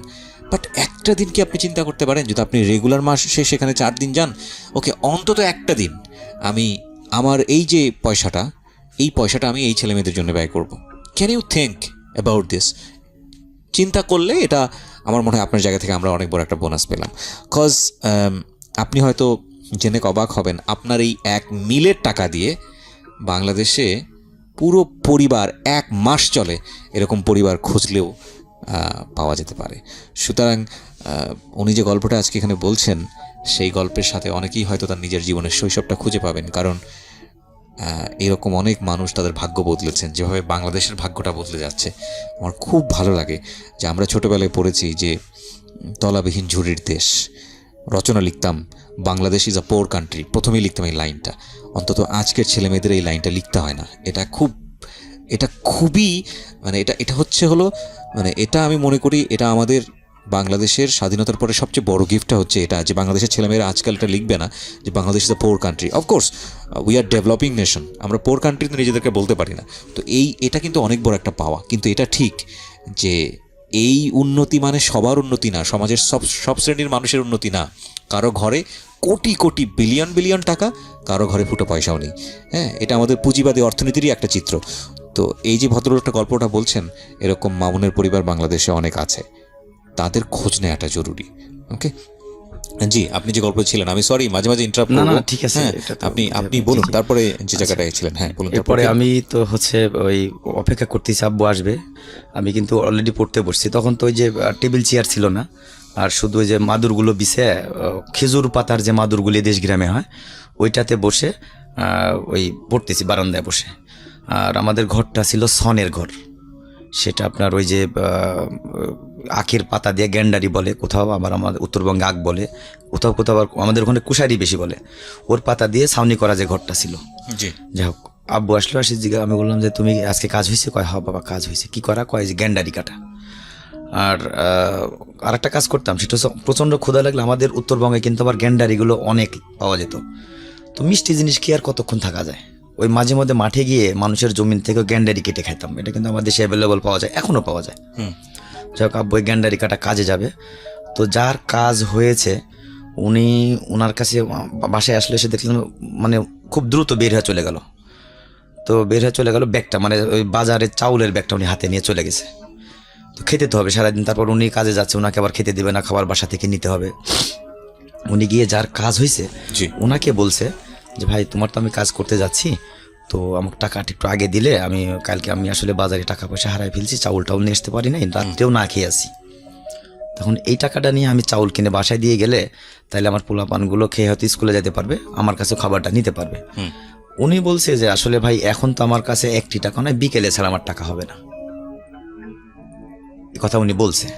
উনিও কিছু না বলে আসতেছে, আসার সময় খুবই গম্ভীরভাবে আসতেছে। তো উনি আরেকজন মানুষ আবার আমাদের ওখানে ছিল, উনি এখনো বেঁচে আছে। উনি বলছে কি কাজ হয়েছে আজকে? তো বলছে হ্যাঁ কাজ তো হয়েছে ভাই, তো আমি কাজে যাচ্ছি, বাসাতে তো একটু চাউল ডাউল কোনো কিছুই নেই কালকে। কেন কালকে না হাট গেল, কি করলা, কাজ করছো? কালকে এই ঘটনা ঘটে গেছে, আমি টাকা পয়সা হাটে হারাই ফেলে আসছি, রাত্রে না খাওয়ার মতো না খেয়েছিলাম। তো বলতেছে কি করা যায়? তো ঠিক আছে তুমি যাও, আমি দেখতেছি, তুমি কাজে যাও। তো উনি এসে আমার আম্মাকে জিজ্ঞেস করছে যে এই ব্যাপার, চাউল টাউল নেই? তো বলছে না চাউল টাউল তো নেই। তো মা আর কি ওইভাবে বললো যে চাউল টাউল কোনো কিছু নেই, আমি কিন্তু ওখানে ছিলাম। তো বলতেছে একটা কাজ করো, মামুনকে পাঠিয়ে দিয়ে, ভাবি তুমি মামুনকে পাঠিয়ে দিয়ে আমার বাসার থেকে চাউল নিয়ে আসতে বলো। তো আমি করলাম যে অমুক জায়গার মধ্যে দেশগ্রামে কিন্তু ইয়ে হতো আপনার, ওই যে সপ্তাহে শুক্রবার করে ওই যে মিলাদ মহাফিলটা হতো, তো মিলাদে গেলে অন্তত একটু খাইতে পারবো। ওই দিন থেকে শুক্রবারে হয়তো স্কুল থাকতাম না, সকালে গিয়ে বসে থাকতাম যেখানে মিলাদ হইতেছে, দাওয়াত ওখানে দিক বা না দিক চলে যেতাম। তখন কিন্তু অল্প একটু করে দিত, বেশি করে দিত না। এখন যেমন একটা কোথাও অনুষ্ঠান হলে যার যত খুশি খাইতেছে, ডাউল ভাতি যত খুশি খাইতেছে, তখন কিন্তু এটা দিত না, অল্প একটু। এই গল্পটা বড় হবে প্রিয় শ্রোতা, অনেক বড় হবে। আমি শুধু আপনাদেরকে একটা কথা বলি, উনি যে গল্পগুলো বলছেন, প্রতিদিনই যুদ্ধ করতে হচ্ছে ক্ষুধার সাথে। একটা ক্ষুধার্ত মানুষ যে কতটা ভয়ানক হতে পারে, এবং পেটের মধ্যে ক্ষুধা নিয়ে এটা যে কত বড় কষ্ট, এটা মানে ক্ষুধায় যে না থেকেছে সে কোনোদিনও বলতে পারবে না যেটা কত ভয়ানক কষ্ট। আমার মনে পড়ে একটা জীবন গল্প আমি প্রচার করেছিলাম। জীবন গল্পটার প্রথমেই শুরু হয়েছিল শাউমাও করে কাঁদছে। আমি বলি আপনি কথা বলেন, শুরু করেন, শুরু করতে পারছে না। সে প্রথম লাইনটা ছিল, ভাইয়া আমার জীবনের প্রথম একটা স্মৃতি মনে পড়ে। স্মৃতিটা হচ্ছে এরকম যে ডাস্টবিন থেকে আমি ওই ইয়ে খাচ্ছি, খুব মজার একটা জিনিস খাচ্ছি। তো মজার একটা জিনিসটা কি? মজার একটা জিনিসটা হচ্ছে ভাই একটা বিরিয়ানি খাচ্ছি ডাস্টবিন থেকে। এটা আমার জীবনের প্রথম স্মৃতি। আমি বললাম যে ডাস্টবিনের থেকে মজার বিরিয়ানি। তো ভাইয়া আমি ঘটনাটা হচ্ছে আমি ডাস্টবিনের কাছে গেলাম এবং যাওয়ার পরে দেখলাম যে খুব পচা গন্ধ আসতেছে। তো কী হয়েছে, কিছু খুব ক্ষুধার্ত ছিল বাচ্চাটা, খুব ক্ষুধার্ত ছিল। এবং তারপরে সে ডাস্টবিন থেকে খুঁজে খুঁজে দেখলো যে খাবার জিনিস হচ্ছে বিরিয়ানি। সেগুলো চোখে তো দেখা যায় না কতটা নষ্ট হয়েছে। সেগুলো নিয়ে খাওয়া শুরু করলো। পেটটা ভরে যাওয়ার পরে সে বুঝতে পেরেছে যে খাবারগুলো হচ্ছে পচা, যে কারণে ডাস্টবিনে ফেলে দেওয়া হয়েছে। অ্যাজ ইউজুয়ালি তাই তো হয়, ডাস্টবিনে তো আমরা সেই খাবারই ফেলি। তো এটা সে এত ক্ষুধার্ত ছিল, সে বুঝতে পারেনি যে এই খাবারটা পচা না ভালো। আমি যখন প্রথম এই গল্পটা শুনি, আমার ভেতরে কি হয়েছিল এটা রেডিওতে এক্সপ্রেস করা যায় না। আমি অনেক সময় অনেকে আমাকে জিজ্ঞেস করেন, আচ্ছা ভাই আপনি এত যে গল্প শোনেন আপনি তো বলেন না। ইদানিং আমি অনেক ইন্টারাপ্ট করি, অনেক বলি। আমি একটা সময় বলতাম না। আমি মাইক্রোফোনের এই পাশে কখনো কেঁদেছি, মাইক্রোফোনের এই পাশে আমার চোখ ভারী হয়েছে, আমার গা শিউটে উঠেছে, আমার স্থবির হয়ে গেছি। এই এক্সপ্রেশনগুলো কখনো আমি রেডিওতে বলিনি, বিকজ এটা বলা যায় না। তবে এটা ঠিক, এই গল্পটা শোনার পরে আমার কাছে অবিশ্বাস্য মনে হচ্ছিল যে মানুষ কীরকম হয়। And the most interesting thing is that আসলে এই ঘটনাগুলো আগেও ঘটতো, কিন্তু ভাবে আমি কখনো চোখ দিয়ে দেখিনি। এরপর আমি ডাস্টবিন দেখলেই আমি তাকাতাম যে আসলে কি ডাস্টবিনের ভিতরে আশেপাশে বসে কেউ খাচ্ছে। এবং বিলিভ করবেন না, তারপরে আমি ঢাকা শহরে অসংখ্যবার দেখেছি যে মানুষ ডাস্টবিন থেকে খাবার বেছে বেছে কুড়িয়ে নিয়ে খাচ্ছে, এবং সেটা ছোট বাচ্চা থেকে শুরু করে বৃদ্ধ মানুষ পর্যন্ত আমি দেখেছি। এখনও আপনি খুব ভালো করে লক্ষ্য করলে দেখবেন যে এরকম মানুষ আমাদের পাশে আছে। সেই মানুষটাকে আমরা তোয়াক্কা করি না কারণ তার গায়ে ময়লা থাকে, সেই মানুষটাকে আমরা পাত্তা দিই না, সেই মানুষটাকে আমরা মানুষ মনে করি না কারণ ডাস্টবিনেরই কীট মনে করি, কারণ দেখতে সেরকমই। কিন্তু সে মানুষ, তারও হয়তো আমার মতো বিবেক আছে। কোনোদিন তার কাছে যাওয়া হয় না, জিজ্ঞেস করা হয় না। তার হয়তো খুব সুন্দর একটা অতীত ছিল, কিংবা তার হয়তো খুব সুন্দর একটা জীবন গল্প ছিল। সে হয়তো পরিস্থিতির শিকার, এবং সে ডাস্টবিন থেকে খাবারটা কুড়িয়ে কুড়িয়ে খাচ্ছে। এই চিত্রগুলো আমরা দেখে অভ্যস্ত। আপনি যখন জীবন গল্পটা শুনছেন, আমার এই কথাগুলো শুনে আপনার বুকের মধ্যে খোঁচা লাগছে, কিন্তু কালকে যখন আপনি কর্মব্যস্ত জীবনে বের হবেন রাস্তায়, আপনি দেখবেন এই চিত্রটা আপনার ভেতরে টাচ করবে না। এই ব্যারিয়ারটা ভাঙাটা জরুরি। আপনি জাস্ট একটু ভাঙেন নিজেকে। আপনার ওই যে প্রতিদিন দেখছেন, যাচ্ছেন, কাজ করছেন, স্কুলে যাচ্ছেন, অফিসে যাচ্ছেন, বাসায় ফিরছেন, this are very paternalistic life, random life. এর বাইরে এসে লাজ লজ্জা ভুলে গিয়ে একটু দাঁড়ানোর পাশে, একটু হাতটা ধরেন, একটুকে খাবারটা দেন, একটু ওকে ওর পিছনে একটু সময় ব্যয় করার চেষ্টা করেন। অ্যান্ড বিলিভ মি, এতে ওর উপকার না, আপনার নিজেরই উপকার হবে। Just start from tomorrow. Okay জি, আপনি যেটা বলছিলেন যে পেঁপে বেছে বেছে ফেলে দিতেন, শুধু চালটুকু ওই খেতেন। পেঁপে বেছে বেছে ফেলে দিয়ে শুধু দুই একটা ভাত যেটা থাকতো, আসলে আধা পোয়া চাল, আর মানুষ হলাম আমরা মোটামুটি 4 জনই বলা চলে, যেহেতু ছোটো বোনটা মানে 3 নম্বর বোন যেটা সেটা একটু কম খাইতো, তো মানে ওই দুজন মিলে একজনের খাবার খাইতো, আর আমি তো তখন বড়ই ছিলাম। তো যাই হোক, ওই দিনকে বাবার কাছে খাবার নিয়ে গেছি খাবার, আর 2 বোন স্কুলে চলে যায়, ওরা 10টায় চলে যায় আর 12টায় চলে আসে, আমি 12টায় যাই আবার 4টায় আসি। তো এবার চলতেছে, চলার মধ্যে আমি 5 পাস করলাম, জি, ক্লাস 6-এ ভর্তি হলাম হাই স্কুলে। আচ্ছা, যখন হাই স্কুলে ভর্তি হলাম তখন ওখানে আসলে টাকার পরিমাণটা বেড়ে গেছে। তো আব্বা এক পর্যায়ে বললো যে তোমার লেখাপড়া করতে হবে না। তা বললাম যে লেখাপড়া করবো না, তাহলে কি করব? তো এখানে আবার ওই কিছু লোকজন ছিল যে লেখাপড়া করায় ছেলেকে কি করবা, তুমি দিন মজুরে কাজ করো, এখন একটা কাজ করো, ওই কারো দোকানে রাখো, মুদিখানার দোকানে রাখলে দেখা যাচ্ছে মাসে 100-200 টাকা দিল, এটাতে তোমার হয়তো সংসারের একটু আসবে, কিছুটা হলো সাপোর্ট হবে, কিছুটা সাপোর্ট পাবে। তো হ্যাঁ, এই কথাতে আব্বু একেবারে রাজি, উনি এক পায়ে দাঁড়িয়েছে। এর মধ্যে কিন্তু আমি ক্লাস 6-এ ভর্তি হয়েছি। আচ্ছা, তো আব্বু একদিন কাজের থেকে এসে বললো যে আমার তো চলতে পারি না, তো তোমাকে 200 টাকা মাসে দিতে চাচ্ছে, তো খানা দানা তারাই দিবে, তুমি ওই ওনার দোকানে চলে যাও। উনি আচ্ছা। হিন্দুর একটা দোকান, আচ্ছা, মুদিখানার অনেক বড় দোকান। তো আমি বললাম যে না আব্বু, আমি যাব না, আমি লেখাপড়া করবই করব। তো বলছে তুমি লেখাপড়া করে কি করবা, আমাদের কি এরকম অর্থ সম্পদ আছে যে তুমি চাকরি বাকরি করবা, এটা তো আদৌ সম্ভব না। তা আমি বললাম না, কি আছে না আছে সেটা আমার দেখার বিষয় না, আমি লেখাপড়া ছাড়তে রাজি নেই, আমি যেমনি হোক লেখাপড়া করব।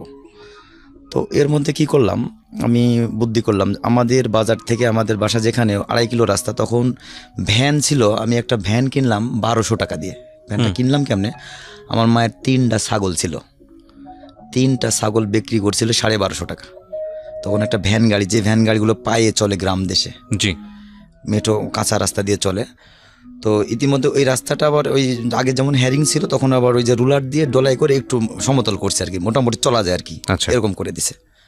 তখন আমি কি করি, সকালবেলা উঠে ওই, আর ওই দোকান থেকে অলরেডি ওই হিন্দু মানুষটা আমাকে নেওয়ার জন্য চলেও আসছে, আচ্ছা, যে আমার দোকানেও থাকবে, মাসে 200 টাকা করে দিব, আর সকালে বাসার থেকে যে আমার ওখানে নাস্তা করবে, দুপুরে খাবার খেয়ে রাত্রে খেয়ে তারপরে বাসায় আসবে, যদি মনে করে সে আসবে আসবে, না হলে আসবে না।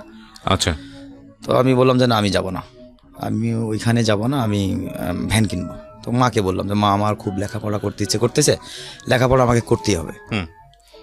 তো আমি একটা ভ্যান কিনলাম, ভ্যান কিনে সকালবেলা ফজরের পরে উঠে একটু হাত মুখ ধুলাই করে পড়াশোনা করে তারপরে ভ্যানটা নিয়ে বের হই।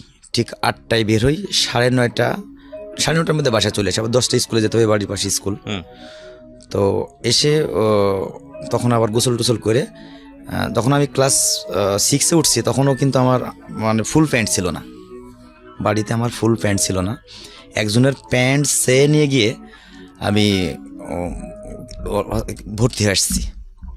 এরপরে 2 দিন আমি ওই হাফ প্যান্ট পরে স্কুলে গেছি, তখন বলছে বাবা হাফ প্যান্ট পরে তো আসা যাবে না, প্যান্ট স্কুল ড্রেস বানাইতে হবে। তা বললাম স্কুল ড্রেস বানাতে এখন এই স্কুল ড্রেস সহ 125 টাকা লাগবে, এত টাকা তো এখন স্যার আমার আদৌ সম্ভব না, তো আমাকে কয়টা দিন সময় দিতে হবে। তো হেডমাস্টার যিনি ছিল উনি আমাকে ডেকে বললো, আচ্ছা ঠিক আছে, তুমি আসলে তো অনেক কষ্ট করতেছো দেখতেছি, তো তুমি কয়দিন পরে বানাও, তুমি এভাবে স্কুলে এসো। ওকে, আমি যথারীতি ক্লাস শুরু করলাম। আর ওই যে সকালে ভ্যান গাড়িটা নিয়ে 1200 টাকা দিয়ে ভ্যান গাড়ি কিনছি, একটা পুরান রিকন্ডিশন একটা ভ্যান, দেশগ্রাম থেকে 1200 টাকা দিয়ে কিনছিলাম তখন। আচ্ছা, তো ওই দেখা যাচ্ছে 10 টাকা 12 টাকা 15 টাকা, কোনো দিন 20 টাকাও হয়, 1.5-2 ঘন্টা চালাইলে 20 টাকাও হয়। তো ওইটা নিয়ে এসে মায়ের হাতে দিতাম, আর আমি আব্বাকে বলতাম যে এই যে আমাকে 200 টাকা মাসে কাজে রাখছিলা, আমি কিন্তু ওই টাকা দিতেছি এখন, আর আমি কিন্তু ওই লেখাপড়াও করতেছি, আমাকে কিন্তু আর মানুষের ওই দোকানে কাজে থোবা এটা কিন্তু হবে না। তো সবাই দেখতেছি আমি লেখাপড়া করতেছি, মানে বাবাকে যতটুকু পারতেছি হেল্প করতেছি। আবার বিকেলে 4টায় আসি, তখন কিন্তু আমার ফ্যামিলিটা একটু সচ্ছল, আচ্ছা, যেহেতু ওই যে ভ্যান গাড়িটা চালাইতেছি। তো বিকেলে এসে দেখা যায় সন্ধ্যা রাখুন 4টার সময় আসি, আসার পরে 2 ঘন্টা 6টা পর্যন্ত, 6:30 7টা পর্যন্ত ভ্যান গাড়ি চালাই, চালানোর পরে চলে আসি। তখন বিকেলে এসে 10 15 20 টাকা বা 30 টাকা কোনো দিন হয়, ওটা নিয়ে এসে পুরোটাই মায়ের হাতে দিই। তো এরকম করতে করতে এক পর্যায়ে আমার আব্বুর প্যারালাইসিস হলো।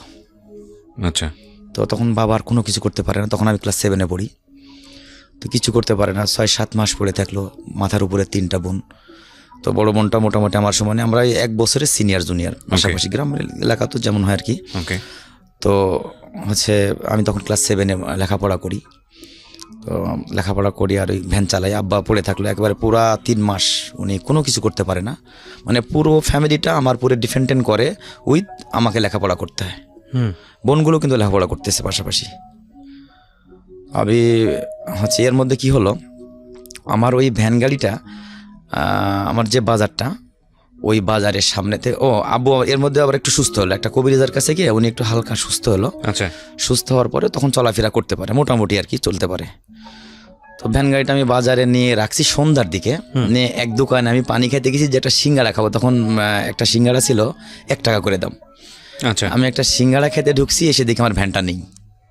ওহো, দেখেন চিন্তা করেন কি একটা অবস্থা। মানে আমার ফ্যামিলিতে যেটার প্রধান ইনকামের উৎসাহ ছিল একটা ভ্যান গাড়ি।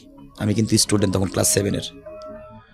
আমি বাইরে তখন প্যারালাইজড, বাবা তখন স্টিল নাও প্যারালাইসিস, পুরো 5টা মুখ আমার ফুড ডিপেন্ডেন্ট করে।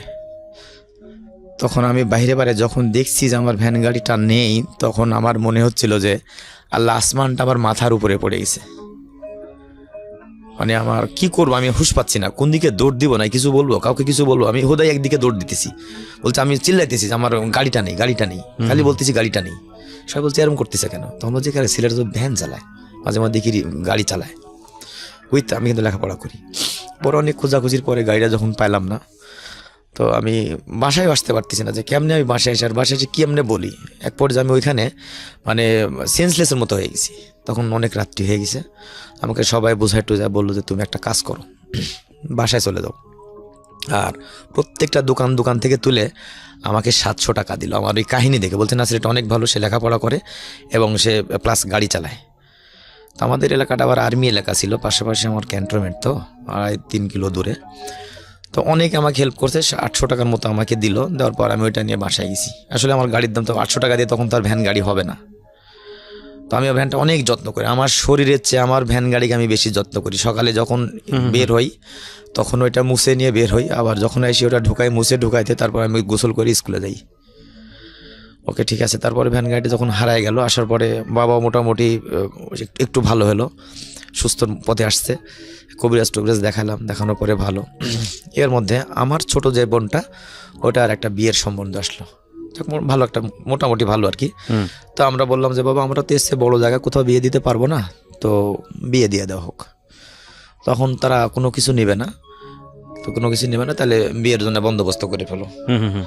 তো বড় বোনটা আমরা বিয়ে দিয়ে দিলাম। বড় বোনটা আমার রিসেন্ট ছোট যেটা আর কি, আমি তো বড় বোনটা আমরা বিয়ে দিয়ে দিলাম। বিয়ে দেওয়ার পরে মোটামুটি বাবা সুস্থ হয়ে গেল। তখন আমি আর কিছু করতেছি না, ওই যে 800 টাকা দিছিল, ওই 800 টাকা দিয়ে আমি বললাম যে একটা কাজ করি। তখন আমাদের ওইখানে কিন্তু নাটোরের বাড়ি, তো আমি ইন্ডিয়ান ব্যবসা শুরু করলাম। ওকে, আমি বৃহস্পতিবারে বিকেলে চলে আসি, দুপুরে স্কুল থেকে, হাফ স্কুল থাকে তখন, 2টার পরে ছুটি হয়ে যায়। ওই টাকাটা নিয়ে তখন আমি হিলিতে চলে যাই, ওই 800 টাকা। ওখান থেকে জিরি কিনতাম হলো তখন 55 টাকা কেজি। 55 টাকা জিরি কিনে নিয়ে নাটোর এসে বিক্রি করতাম। জিরা আর কি, ইন্ডিয়ান যে জিরাগুলো এক্সপোর্ট ইনপুট ছাড়া ওই পার থেকে নিয়ে আসতে হয়, ওইগুলো কিনতাম আমি। মোটামুটি 800 টাকায় তাহলে আমার 16 কেজি জিরা হবে। তো আমি ওখানে গিয়ে 15 কেজি করে জিরা কিনতাম। আর নাটোরে নিয়ে এসে জিরাগুলো বিক্রি করতাম আমি 70-75, কোনোদিন 80ও বিক্রি করতাম। আচ্ছা। তো এর মধ্যে বিডিআর আছে গাড়ির মধ্যে, সঙ্গে সঙ্গে আপনি আপনার সেলফোনে সেটা জানতে পারবেন। হ্যাঁ, মামুন সাহেব আমরা যেখানে ছিলাম, বলুন তারপর। তখন আমি মাত্র 8 মনে উঠছি, হ্যাঁ 8 উঠছি। তো বিডিআরে তখন গাড়ি জিরা ধরতো। আমি বলতাম স্যার দেখেন আমি একেবারে গরিব মানুষ, আমি লেখাপড়া করি, আমি ক্লাস 8-এ পড়ি, এগুলো যদি নিয়ে যান তাহলে আমার না খেয়ে মরতে হবে, আমার বাবা অসুস্থ মানুষ। তো এর মধ্যে বাবা যখন একটু ভালো হলো, তখন দেশ গ্রামে আমাদের বাড়ির আঙ্গিনায় 10টা খেজুর গাছ ছিল। আচ্ছা। তো খেজুরের রস কাটতো, ওই রস দিয়ে গুড় বানাতো। তো ওই গুড় এর মধ্যে আমি ওই জিরার ব্যবসা করি। জিরার ব্যবসা করতে করতে তো বৃহস্পতিবারে যাই, শুক্রবারে সকালে আবার চলে আসি নাটোরে, রাত্রি ওখানে হোল্ড করতে হয়। আচ্ছা। আমি শুক্রবার হিলি থেকে জিরি নিয়ে সকালে যখন উত্তরা নামের একটা ট্রেন আছে, নাটোরে এসে নামতাম, তখন 11টা 10:30 ব্যস্ত। ওখানে দিয়ে মোটামুটি 100-150 টাকা যা হয়তো ওইটা নিয়ে বাসায় আসতাম। এরকম করতে করতে একজনের সঙ্গে পরিচয় হলো। তখন আমার মানে বাসায় খানা খেয়ে সপ্তাহে একদিন যাই, খানা দানা খেয়ে মোটামুটি আমার 1002 টাকা আমার মূলধন হলো আর কি। আচ্ছা, একজনের সঙ্গে দিনাজপুরে পরিচয় হওয়ার পর উনি বললো যে এই ব্যাপার, তুমি তো আসলে অনেক কষ্ট করো, আমি তোমাকে হেল্প করবো। আচ্ছা ঠিক আছে নেন। প্রথম দিন উনি আমার সাথে ভালো আচরণ করে আমাকে জিরা নিয়ে এসে এক সপ্তাহে উনি ইয়াতে দিল, নাটোরে দিল। দেওয়ার পরে পরের সপ্তাহে আমি গেলাম আবার, আমি বললাম আমি তো লেখাপড়া করি, তখন তো মোবাইল ছিল না, আমি লেখাপড়া করি, তো আমি বৃহস্পতিবার করি আপনার এখানে আসবো। হ্যাঁ দেখি যথারীতি ওই টাইমে উনি বৃহস্পতিবারে যখন 9:30টার সময় আমি হিলিতে যা নামছি, উনি দেখতেছি যে ওখানে বসে আছে ঠিক আগের জায়গাতে। আচ্ছা, তো আমি ওনাকে টাকাগুলো দিলাম যে ঠিক আছে আবার জিরা নিয়ে আসেন। উনি যে ওই যে আমি ওখানে বসে আছি, উনি আর আসার কোনো কায়দা নেই, ওহো, আর আসেই নেই উনি। আমি বসে থেকে মানে পুরো রাত্রি ওখানে শেষ হয়ে গেছে, উনি আর জিরা নিয়ে আসে না। তো আমি একজনকে বললাম আমি তো এরকম একজনের সাথে ব্যবসা করতাম, তো তুমি ছোট মানুষ কি ব্যবসা করো? বললাম এই ঘটনা, আমি তো আসলে এই লেখাপড়া করি, পাশাপাশি এটাও করি, আমি বৃহস্পতিবারে আসি, শুক্রবারে নিয়ে যাই। তো অনেক মোটামুটি মাস 27 টাকা আমি এটা ব্যবসা করছিলাম, 8 মাসের মতো। কিছু ভিডিওরাও আমাকে চিনে যে আসলে ছেলেটা অনেক ভালো, গরিবের ছেলে, লেখাপড়া করছে আর এগুলো করে, আমার কাছে টাকা পয়সা নিত না তারা। তো আমি বসে থেকে সকাল হয়ে গেছে, গাড়ি তখন আজানের সময় ট্রেনটা আসে, উত্তরা ট্রেন, যথারীতি ট্রেন চলে আসছে, উনি আর আসে না। আমি গাড়িতে একজন বলছে এই তোমার টাকা কি আর নিয়ে আসবে, তুমি চলে যাও। অনেক কান্নাকাটি করে ওই গাড়িতে উঠে বিডিআর ওনারা ছিল, বলছে কি ব্যাপার মামুন, তুমি আজকে জিরা নেওনি? তা আমি বললাম স্যার আমার এই ঘটনা ঘটে গেছে। আরে এটা কোনো কথা, তুমি তোমার টাকা মানুষকে কেন দিলা? আমি বললাম যে আসলে আমি তো বিষয়টা বুঝতে পারিনি, আমি যে ওনাকে কেন দিলাম, উনি আমার সঙ্গে একবার নাটোরে গেল, যাওয়ার পরে আমাকে এগুলো দিয়ে আসলো, এজন্য তো আমি ওনাকে দিলাম। তো বলছে তুমি তো না বোঝার কারণে কাজটা হয়ে গেছে, উনি তো আর আসবে না, আমাকে টাকাও দিবেন, ওকে আর পাবাও না কখনো। যাও কান্নাকাটি করে পরের দিন নাটোরে সকালে চলে আসলাম শুক্রবারে। আসার পরে এখন আর কোনো টাকা পয়সা নেই। আব্বা তখন মোটামুটি ওই খেজুরের রস লাগায়, তো খেজুরের রস লাগানোর পরে আমি হচ্ছে খেজুর গাছে হাঁড়ি পাতে যেগুলো, ওই নিজেরও 10 টাকা খেজুরের গাছ আছে, মানুষের কাছ থেকে 30টার মতো নিল, ওইটা নিয়ে আব্বা রস লাগায়। আর আমি সকালবেলা উঠে আব্বাও রস নামায়, আমিও রস নামাই, ওটা নিয়ে এসে জাল করে গুড় তৈরি করে আমাদের পাশে কিন্তু আবার একটা হাট ছিল, যে হাটে গিয়ে আমরা চাউল কিনতাম ছোটবেলায়, যখন আমি ক্লাস 4-এ পড়তাম, তখন ওই হাটে গুড় নিয়ে যেতাম। আচ্ছা, তো আমি স্কুল থেকে আসছি, তখন আমি 8-এই পড়ি, স্কুল থেকে আসছি, আসার পরে হচ্ছে মা বলতেছে যে 10 কেজি গুড় আছে, তুমি নিয়ে হাটে যাও। তখন গুড় ছিল 7 টাকা 8 টাকা কেজি, এটা 95 সালের কথা বলতেছি। তো 8 টাকা কেজি গুড় ছিল, সর্বোচ্চ 8 টাকা, মানে যেটা একটু ভালো কালারটার ভালো, ওটা 8 টাকা কেজি পাওয়া যেত। তো আমাকে 10 কেজি গুড় নিয়ে আমি মাথায় করে হাটে চলে গেছি।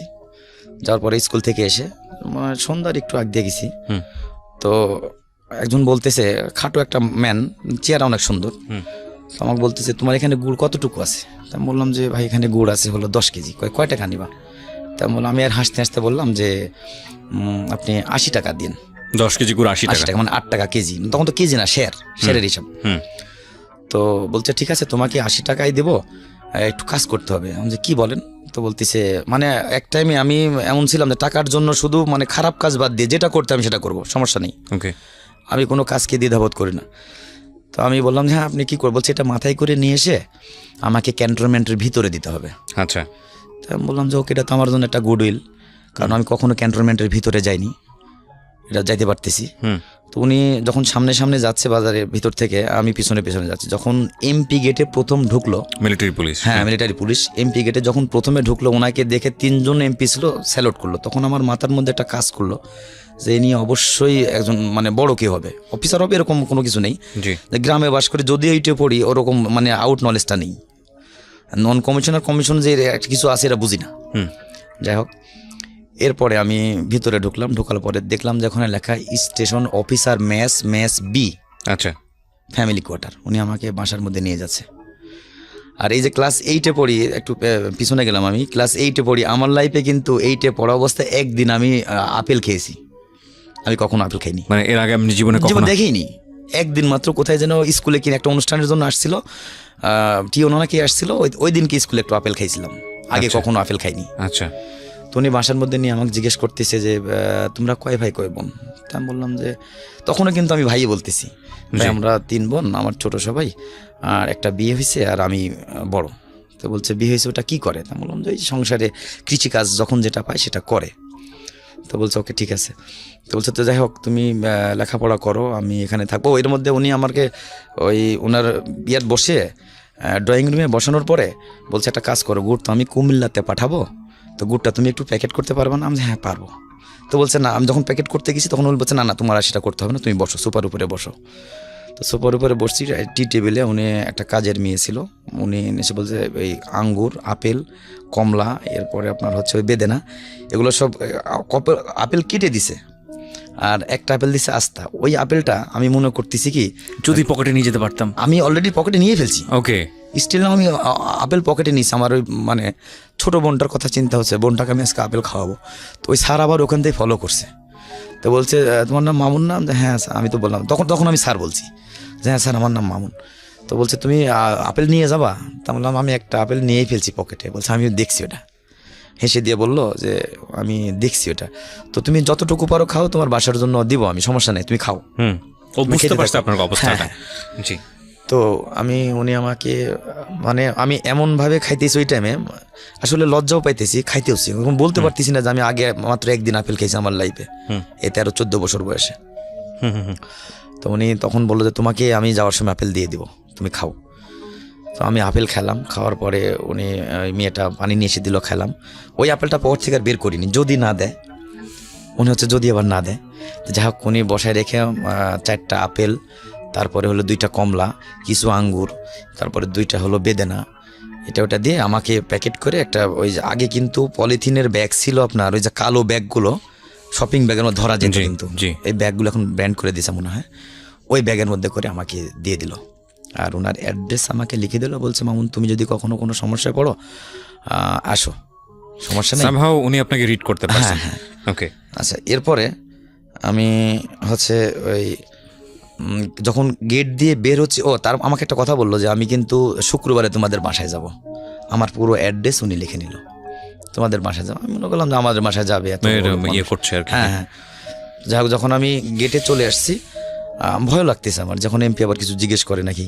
তো লেখা দেখে এখানে শুধু লেখা আছে বিল্লু, লাল বিল্লুটা লাগানো আছে, এমপি লেখা আছে। আসার পরে বলছে এদিকে আসো, গেলাম। মাথায় কিন্তু আমার ওই যে ভান্ডিয়াটা, ঝুড়িটা, ঝুড়ি রাখা, জি। বলছে এটার মধ্যে কি, কোথায় গেছিল? তখন আমি কার্ডটা বের করে দিছি। বলছে দেখতে হবে না। বলছে স্যারের বাসায় গেছিল। উনি হলো সেন্টার কমান্ডার, ব্রিগেডিয়ার জেনারেল, একটা ভেরি হাই পোস্ট। হ্যাঁ পোস্ট, মানে ওখানে একটা ইঞ্জিনিয়ার সেন্টারে একজন থাকে কর্মকর্তা, সে হলো উনি। পরে আমি চলে আসলাম, এভাবে আমি আবার হচ্ছে ইয়াতে গেলাম, স্কুলে যাই, আসতেছি শুক্রবারে, সত্যি দেখি যে উনি গাড়ি নিয়ে চলে গেছে। যে আমাদের বোটের একটা বড় গাছ আছে, গাছের নিচে ওটা ওই হেরিং রাস্তাটা কার্পেটিং করছে কিছু জায়গাটা আর কি। তো উনি একজনকে জিজ্ঞেস করছে যে আমার কথা বলছে, মামুনের বাসা কথার বাবার নেবে। তখন রাস্তা থেকে মোটামুটি 2 থেকে 3 মিনিট লাগে। উনি গাড়ি নিয়ে, হ্যাঁ কাঁচা রাস্তা আর কি, একের পুরো গ্রামের যে রাস্তাটা হয় ওই রাস্তাটা, উনি গাড়ি নিয়ে আসতেছে। আমিও তখন 10:30 পৌনে 11টা বাজে। তা মনে করছি কি রে, এদিকে আবার গাড়ি নিয়ে কোথা থেকে লোক আসে। আর ওই গাড়ি নিয়ে যে উনি আমাদের ওই দিক দিয়ে ঢুকতেছে, আর পিছন দিয়ে পোলাপান অন্তত 20-25 জন পোলাপান পিছনে দৌড়াইতেছে। গ্রাম দেশে আগে একটা মোটর সাইকেল দেখলে যেমন করতো, জি ঠিক তদ্রুপ ওই গাড়িটা দেখে পোলাপানে দৌড়াইতেছে, পিছনে আসতেছে। তো আমার বাড়ির ওইখানে এসে যখন থামলো, তো আমার পরে সবাই, আমরা তো গরিব মানুষ, আসলে কোনো কিছু নেই, হ্যান্ড টু মাউথ। আপনি তার আগে তো বোধহয় বলেছেন যে বাড়িতে গিয়ে যে যেগুলো আপনি নিয়ে এসছেন ভাই বোনদের জন্য, ওনার গল্পটা তো নিশ্চয়ই বলেছেন। জি। আচ্ছা, তো উনি যে বাড়িতে আসার কথা আসবে এরকম কিছু বলেছিলেন আগে থেকে? না কিছু বলেন না, আগে কিছুই বলিনি। হ্যাঁ। তো হ্যাঁ, মানে উনি যে আসবে কথা আমার আম্মাকে বলছি। আচ্ছা, আমার আম্মাকে বলছি। আম্মাকে বলার পর আম্মা এখন বলতেছে আমরা গরিব মানুষ, আমাদের বাসায় উনি আসবে, আমাদের সনের ঘর এটা, কি উনি আসে, আমাদের দেখা যাক কি হয়। তো উনি শুক্রবারে সত্যি আসছে। আমাদের মুরগি ছিল, একটা মুরগি, যতটুকু যেভাবে গ্রামের হয় আর কি, মধ্যবিত্ত মানে নিম্ন ফ্যামিলির, আমাদের কোনো কিছুই নেই। তো যেভাবে রান্না করে ওই সাদা একটু ভাত আর ওই মুরগির মাংস রান্না করছে। তো উনি এসে আমার ওই বারান্দার উপরে বসে, ওই যে খেজুর পাতার যে আপনার আছে, ওই যে মাদুরগুলো আছে, ওর উপরে বসে প্রথম বলছিল যে না খাবো না। তো তারপরে কি মনে হয় বললো ঠিক আছে, ওনার ওয়াইফকে সহ ওনাকে সহ আসছে? হ্যাঁ, ওয়াইফকে সহ আসছে। আচ্ছা। আর ওনার ড্রাইভার উনি ইউনিফর্ম পরে আসছে, আর্মি ড্রেস পরে উনি আমাদের বাসায় দিয়েছে। জি।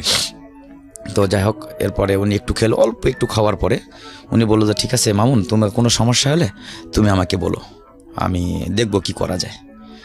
তখন এভাবে আব্বা ওই যে করলো কি, তখন ওই খেজুর গাছ তো মোটামুটি 3-4 মাস আপনার বাবা তো তখন প্যারালাইজ? তখন একটু ভালো, আচ্ছা। তখন চলতে পারে আর কি, মোটামুটি ভালো।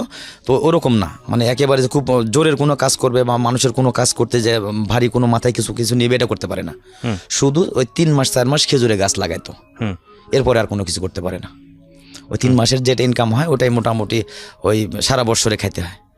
তো এর মধ্যে আমি যখন ক্লাস 9-এ উঠলাম, তখন আমি স্যারকে যা বললাম, স্যার আমি তো আর চলতে পারি না, কি করি বলে। এর মাঝে মধ্যে যাই অবশ্য, তো অনেকে আমাকে উনি হেল্প করছে। ওই দেখা গেছে যাইলে আমাকে 500 বা 1000 টাকা দিত, এটা নিয়ে চলো। তাদের সঙ্গে এমন একটা আন্তরিকতা হয়ে গেল। আর ওর কথা যে তুমি এসএসসিটা পাস করো, তারপরে যা করতে আমি করতেছি। আচ্ছা, ওকে ঠিক আছে। আমি যখন 9-এ উঠলাম, নিউ 10-এ, তো উঠার পরে রেজিস্ট্রেশন করলাম, স্যারের টাকাতেই রেজিস্ট্রেশন করলাম, উনি আমাকে টাকা দিল। রেজিস্ট্রেশন করার পরে ফর্ম ফিল আপ করার পরে 9-এ যখন ফর্ম ফিল আপ করলাম, তো বলছে তুমি 8ম শ্রেণী পাশের কাগজ তুমি স্কুল থেকে নিয়ে এসো, আর চেয়ারম্যানের পরিচয়পত্র নিয়ে এসো। যথারীতি আমি 8ম শ্রেণী পাশের কাগজ, আপনি তখনও জানেন না এটাতে কি হবে? না, এটা দেখি হবে আমি জানি না, নিয়ে আসলাম। নিয়ে আসার পরে চেয়ারম্যানের পরিচয়পত্র নিয়ে গেলাম, আর আমার 2 কপি ছবি নিয়ে গেলাম। আমরা যেভাবে বলছিল আর কি নিয়ে গেলাম। তো আমাদের ওইখানে আবার ওই রিক্রুট 6 মাস করে ট্রেনিং করে, তো ওইখানে সবজি টবজি কাটতে হয়, সিভিল কুক বলে, পার্মানেন্ট না, এটা মাস্টার রুলে চলে। তো বছরের মধ্যে 11 মাস চাকরি থাকে, আর 1 মাস থাকে না, কারণ 15 দিন যখন রিক্রুট ছুটিতে চলে যায়, আবার 15 দিন পরে আসে, এই 1 মাস চাকরি থাকে না। তো এইভাবে চাকরি করতেছি। ওই আমাকে ওই ক্যাজুয়ালি চাকরিতে স্যার আমাকে দিল। দেওয়ার পরে তখন আমি বেতন পাই হলো 1550 টাকা। তো আপনার চাকরি হলো কত সালে? এটা হলো 1997 সালে। একটু চিন্তা করে দেখতে পারেন যে উনি একটা পুরা ফ্যামিলিকে একদম খাত থেকে এক টানে কোথায় নিয়ে গেলেন। প্রথম কথা হচ্ছে যে আর্মিতে ওনার একটা জব হওয়া মানে এরকম একটা পরিবারের, এটা একটা মানে ইটস আ ব্লেজিং ফ্রম আল্লাহ। প্রথম কথা হচ্ছে এটা, ওনার একটা এনশিওর লাইফ, সিকিউর একটা লাইফ, ওনার ফ্যামিলি সিকিউরিটি। এবং দ্বিতীয় কথা হচ্ছে যে উনি, আপনি তো পেনশনও পাবেন বোধহয়, নাকি পেনশন নাই? না, আছে 100%। আমি তো এখন পুরো সেনাবাহিনী, এখন তো সিভিল না। আচ্ছা, আপনাকে জায়গাটা তো করে দিল সে, রাস্তাটা তো সে নিয়ে গেল। So this is the thing, মানে this people are really honest. এবং আমি জানি যে বাংলাদেশের সবচেয়ে গর্ব করার মতো যদি কোনো বাহিনী থাকে, সেটা হচ্ছে আমাদের আর্মি। এবং উই আর রিয়েলি প্রাউড যে আমরা অ্যাজ এ নেশন হিসেবে এত ব্লেসড একটা, আমরা এরকম একটা আর্মি হোল্ড করি। তো এবং যিনি, আচ্ছা ওনার নামটা বলতে কি আপনার কোনো সমস্যা আছে? উনি ছিলেন ব্রিগেডিয়ার জেনারেল তসলিম সাহেব। তসলিম সাহেব কোন ব্যাটালিয়নে ছিলেন উনি? উনি ইঞ্জিনিয়ার সেন্টার ছিলেন কাদিরাবাদে, নাটোরে। কত সালে এটা? এটা হলো 1995 সালে। আপনার সাথে কি এখন যোগাযোগ আছে ওনার? অবশ্যই যোগাযোগ আছে। স্যার, আমি আপনাকে আমার এই অনুষ্ঠান থেকে স্যালুট জানাই। এবং আপনি তখন জানতেন না, এবং আমি জানি না আপনি ব্যক্তি মানুষ হিসেবে কেমন, but I do respect you. যারা পার্মানেন্ট, আমার তো কনজার ভ্যাকান্সিতে চলে, 6 মাস করে থাকে, আবার 5 মাস করে থাকে, বছরে 11 মাস থাকে, আর বাদ বাকি 1 মাস থাকে না। যাই হোক, তখন তো আমার ওই মানে সরকারি চাকরি হবে ওরকম ইয়াও নেই, যোগ্যতাও নেই, মাত্র আমি ক্লাস 9-এ পড়ি তখন। ওকে ঠিক আছে, আমি চাকরি করতেছি। চাকরি করতে করতে 1550 টাকা তখন আমি ওখানে বেতন পাই। আর এর মধ্যে আব্বা তখন আবার অসুস্থ হয়ে গেল। ওকে, আব্বা অসুস্থ হয়ে গেল, আর আমি রেশন পাইতাম 12 কেজি চাউল, 12 কেজি আটা, 3.5 কেজি সয়াবিনের তেল, 3.5 কেজি হলো মসুরের ডাউল। এটা ওঠাইতে আমার 76 টাকা লাগতো। ওইটা দিয়ে মোটামুটি সংসারটা একটু ভালো চলতো আর কি। তো এর মধ্যে আমি এখন সিভিল ডিউটি করি, আর সিভিলিয়ানদেরকে ভিতরে থাকার অথরিটি নেই। আমি তো যেহেতু সিভিল ড্রেসে ডিউটি করি, ভিতরে থাকার অথরিটি নেই। তো আমি বাড়ি থেকে কী করলাম, আমি তখন একটা 800 টাকা দিয়ে পুরান একটা সাইকেল কিনলাম। রাত 2টার সময় উঠে সকালে 300 রিক্রুটে 600 রুটি বানাইতে হয়। ওকে, ডিউটি হলো 2 জনের।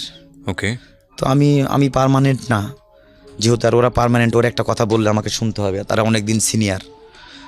আমি ব্যাগ ট্যাগ নিয়ে চলে যেতাম একবার রাত 2টার সময় ওইখানে আমি ডিউটি করতাম 300 রুটি ওনার সঙ্গে বানাইয়া বেলে তারপরে ভেজে সবজি রান্না করে ধুয়ে ঠিক সকালের নাস্তাটা খাওয়াইয়া ওখানে গোসল টোসল করে আমি ওই আবার ওখানে স্কুল ড্রেসটা পরতাম, স্কুল ড্রেস পরে ব্যাগটা নিয়ে ওই সাইকেলটা স্কুলে চলে যেতাম।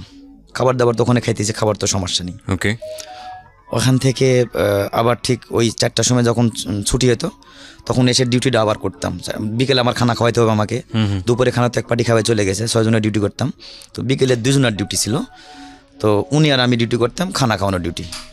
তো যাওয়ার পরে আমাকে মানে ওই মাংস দিন থাকতো আমাকে মাংস মারতে দেওয়া হতো।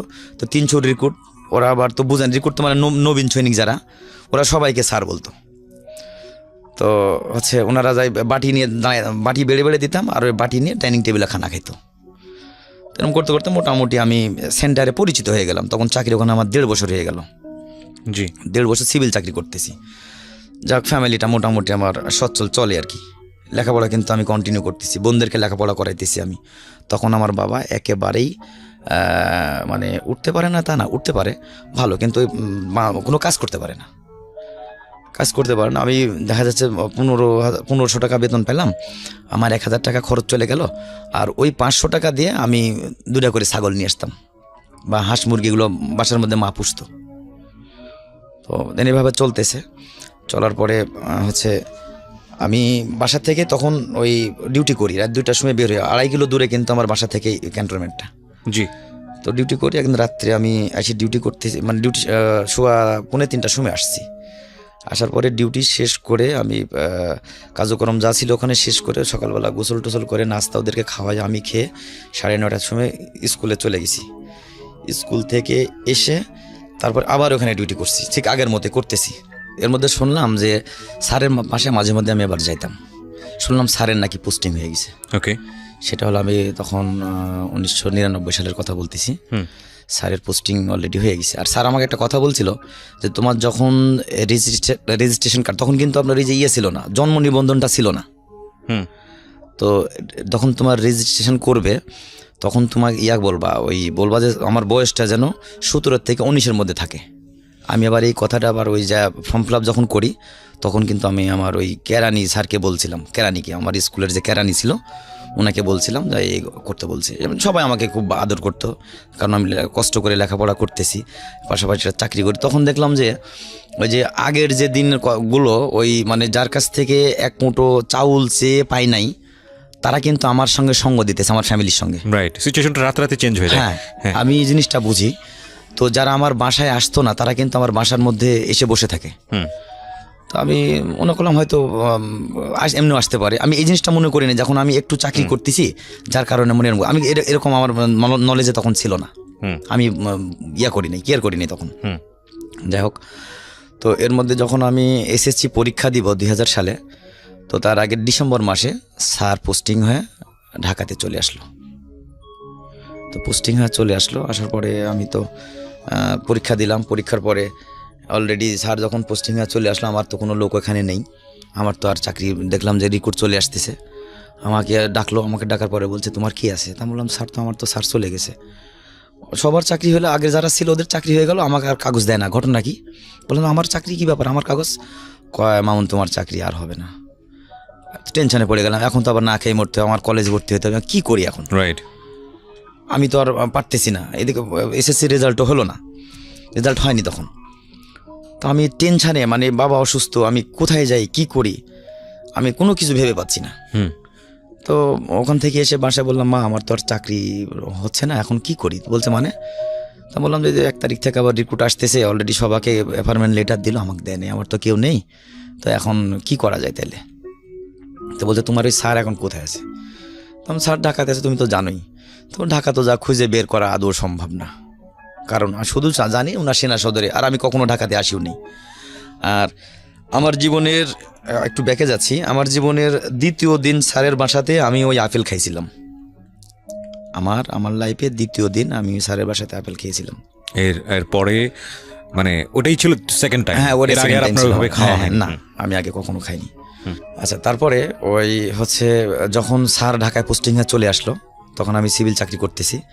আমি এর মধ্যে আমার পরীক্ষা শেষ হয়ে গেল, আমার কিন্তু এসএসসি পরীক্ষা শেষ হয়ে গেল। শেষ হওয়ার পরে আমি 1 মাস আমার আর চাকরি থাকলো। তখন এসএসসি পরীক্ষার পরে 1 মাস চাকরি করলাম, আর রেজাল্ট বাইরে হতে থাকলো আমার হলো 2 মাস। জি।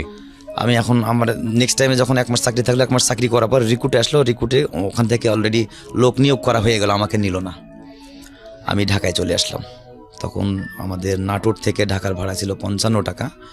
সেটা হচ্ছে আপনার দিয়ে আসতে হতো, ওই ফেরিঘাট দিয়ে। তখন যমুনা সেতু চালু হয়নি, নতুন মাত্র হইতেছে। আমি পাটুরিয়া ঘাট দিয়ে পার হয়ে ওই গাড়িতে এসে, অগ্রদূত গাড়িতে এসে গাবতলিতে নামছি। গাবতলিতে যখন নামছি আমি সকাল 6:30টায় বের হয়েছি। যখন গাবতলিতে নামছি তখন 7টার মতো বাজে। এখন আমি ঢাকা কোথায় যাব? আমি কোনো কিছু চিনি না, জাস্ট শুনছি যে স্যার সেনা সদরে থাকে। পরে আমি গাবতলিতে নামার পরে একজনকে বললাম যে আমি যাব, ঢাকা ক্যান্টনমেন্টে যাবো। বলছে ঢাকা ক্যান্টনমেন্ট কোথায় যাবেন বলেন? তো আমি ঢাকা ক্যান্টনমেন্টে যাবো। তো বলছে আপনি মিরপুরের গাড়িতে চড়েন, এখান থেকে ফার্ম গেটের গাড়িতে চড়েন।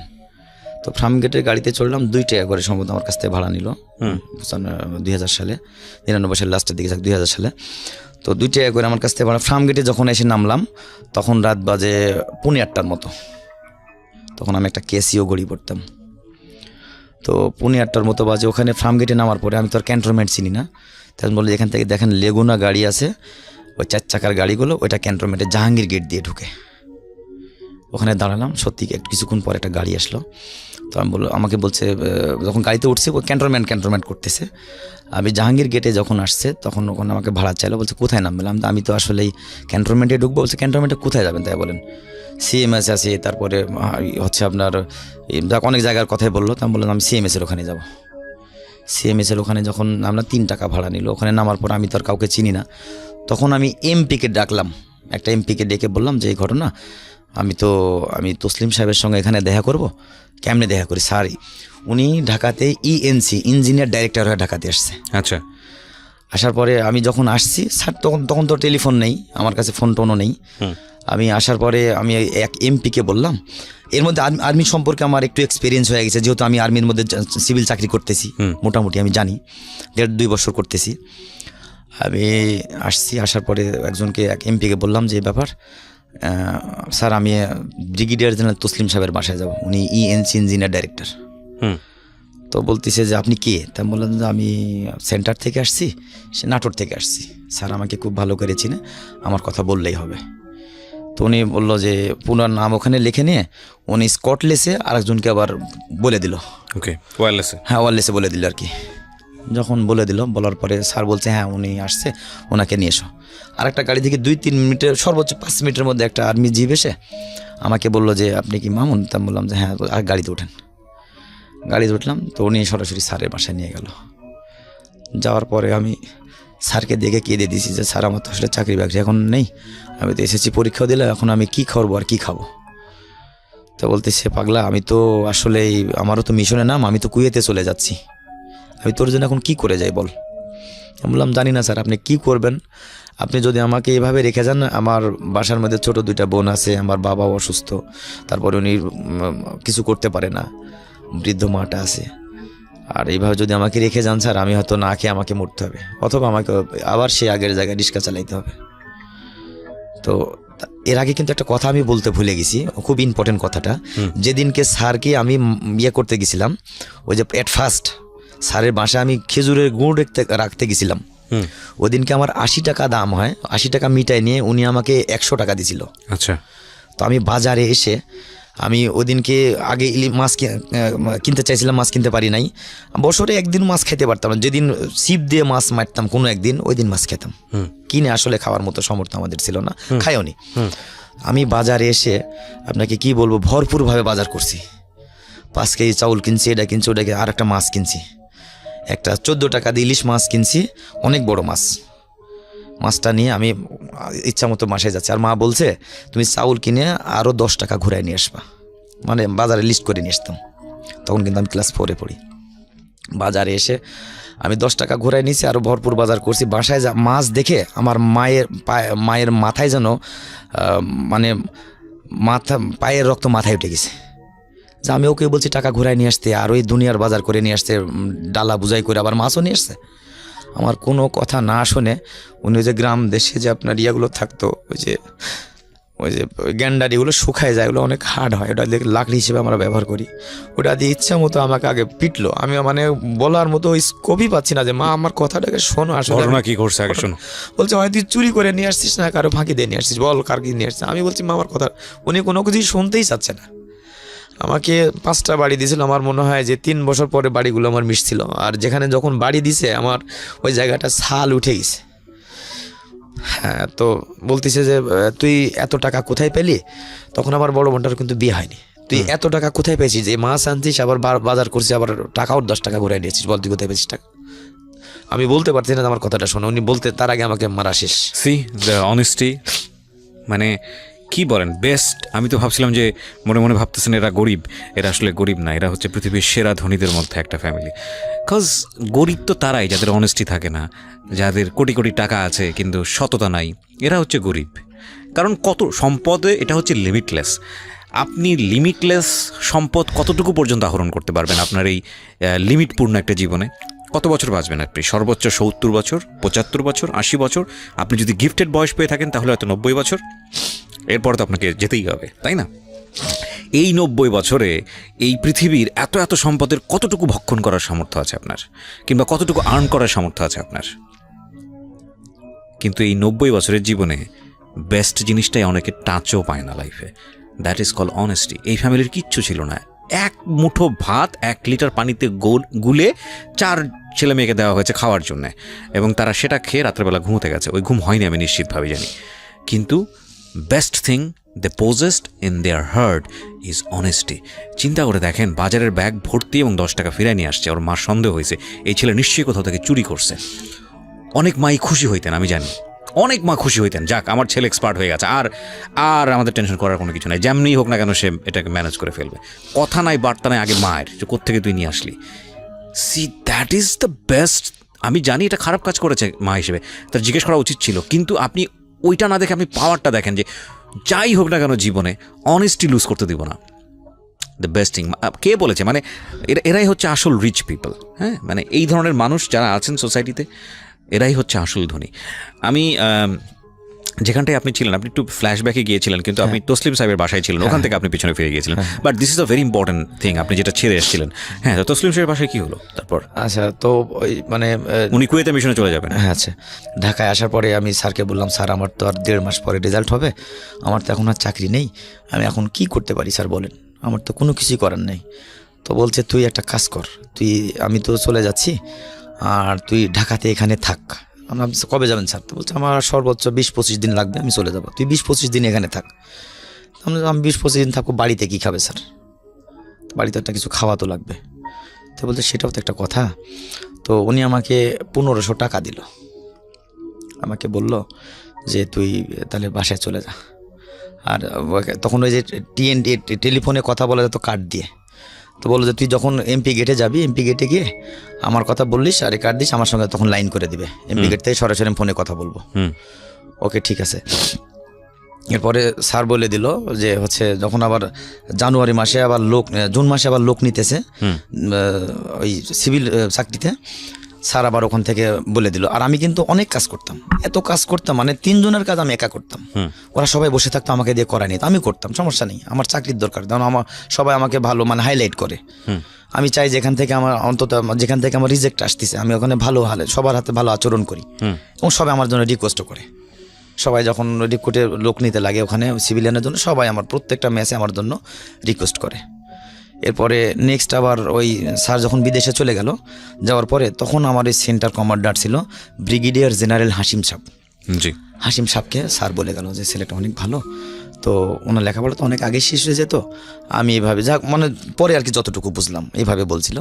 তো হাসিম সাহেব একদিন আমাকে ডাকলো, ডাকি বলছে তুমি মামুন? আমি জি স্যার।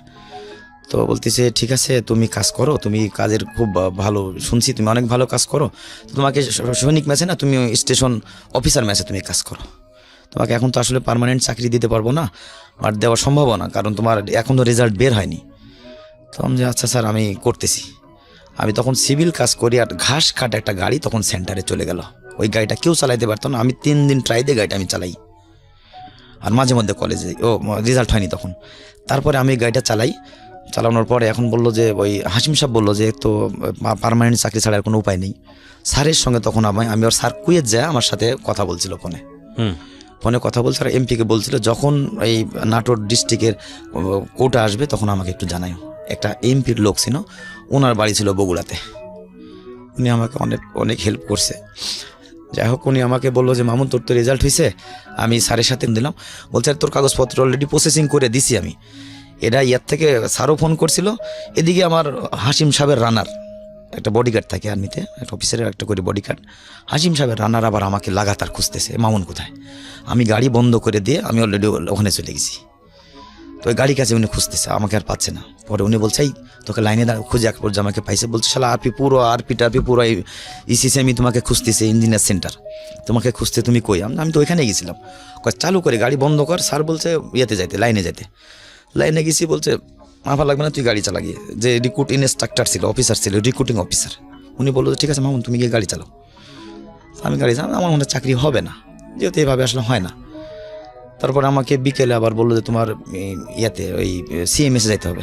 আমি 2টার সময় গাড়ি অফ করে দিয়ে বাসায় চলে যাই, আবার ঠিক 4টে আসি। গেম টাইম যতক্ষণ, তখন আমাকে একটা ইয়ে দিল, সে গেম আমি মানে ওই ওভার টাইম বা এক্সেস কোনো কাজ কিছু করতে হয় না, জাস্ট গেম টাইমে মানে পুরো আর্মির মধ্যে আমি চলে গেছি। সিভিল যদিও সব পার্মানেন্ট হয়নি।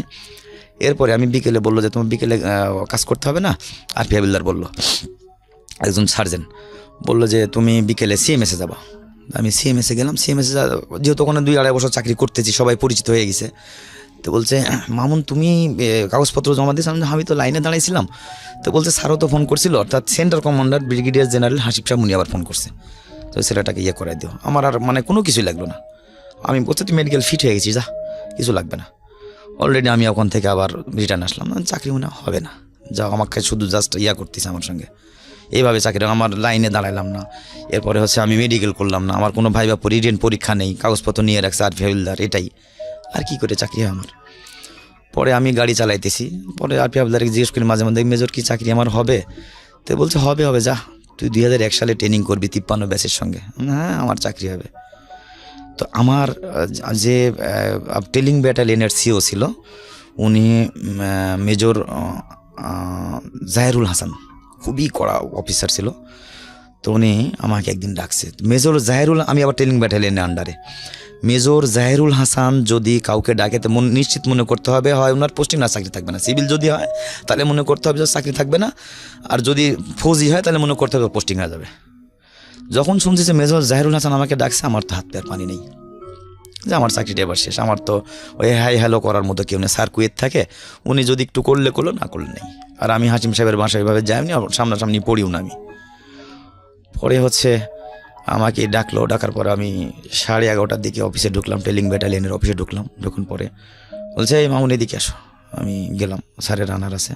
বলছে তোমার কি কাজ করার ইচ্ছে আছে? তা আমি বললাম যে স্যার কাজ তো আমার অবশ্যই করার ইচ্ছা আছে, কেন কাজ করবো না, আমি তো কাজ তো করি। কয় না তোমার কোনো কাজকর্মের ঠিক নেই, তুমি যেভাবে আর্মিতে কাজ করতেছো এভাবে আর্মিতে কাজ হয়?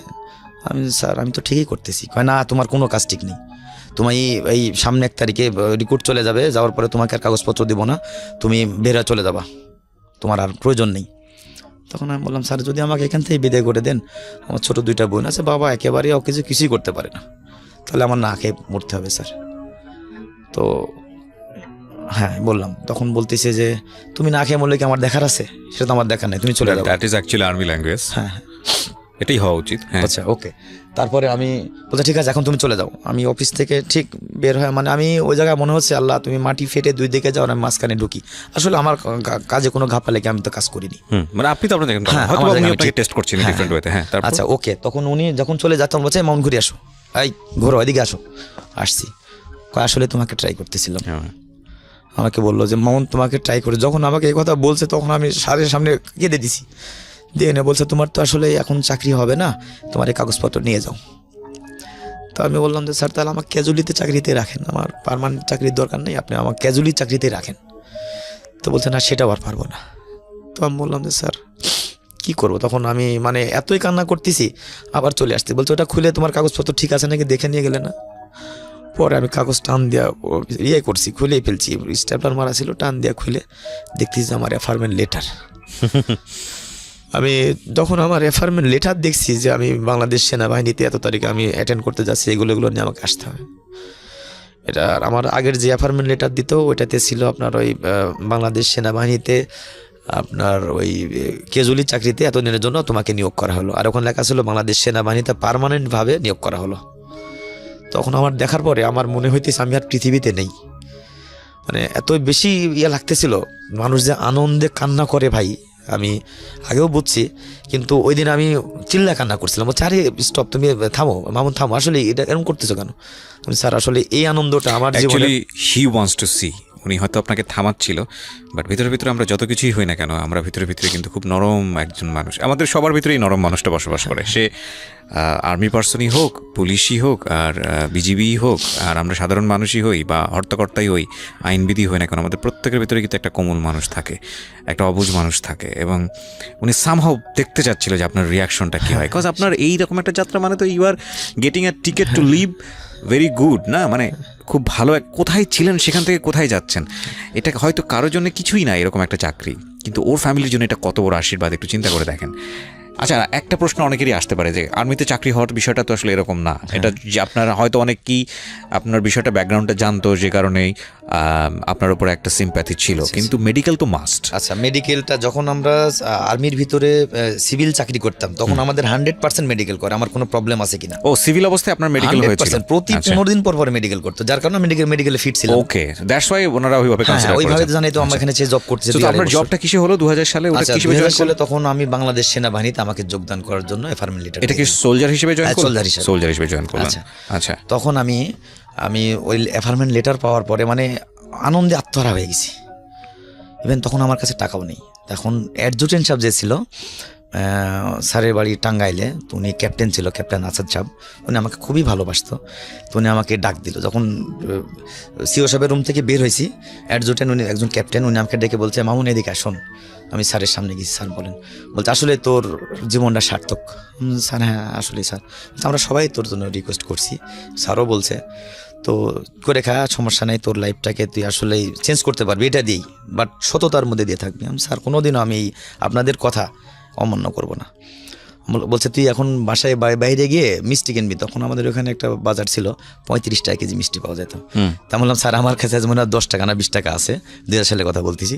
উনি পকেট থেকে আমাকে 5 টাকা বের করে দিল, বলছে 10 কেজি মিষ্টি নিয়ে যাবি। 500 টাকা বের করে? হ্যাঁ 500 টাকা বের করে দিল।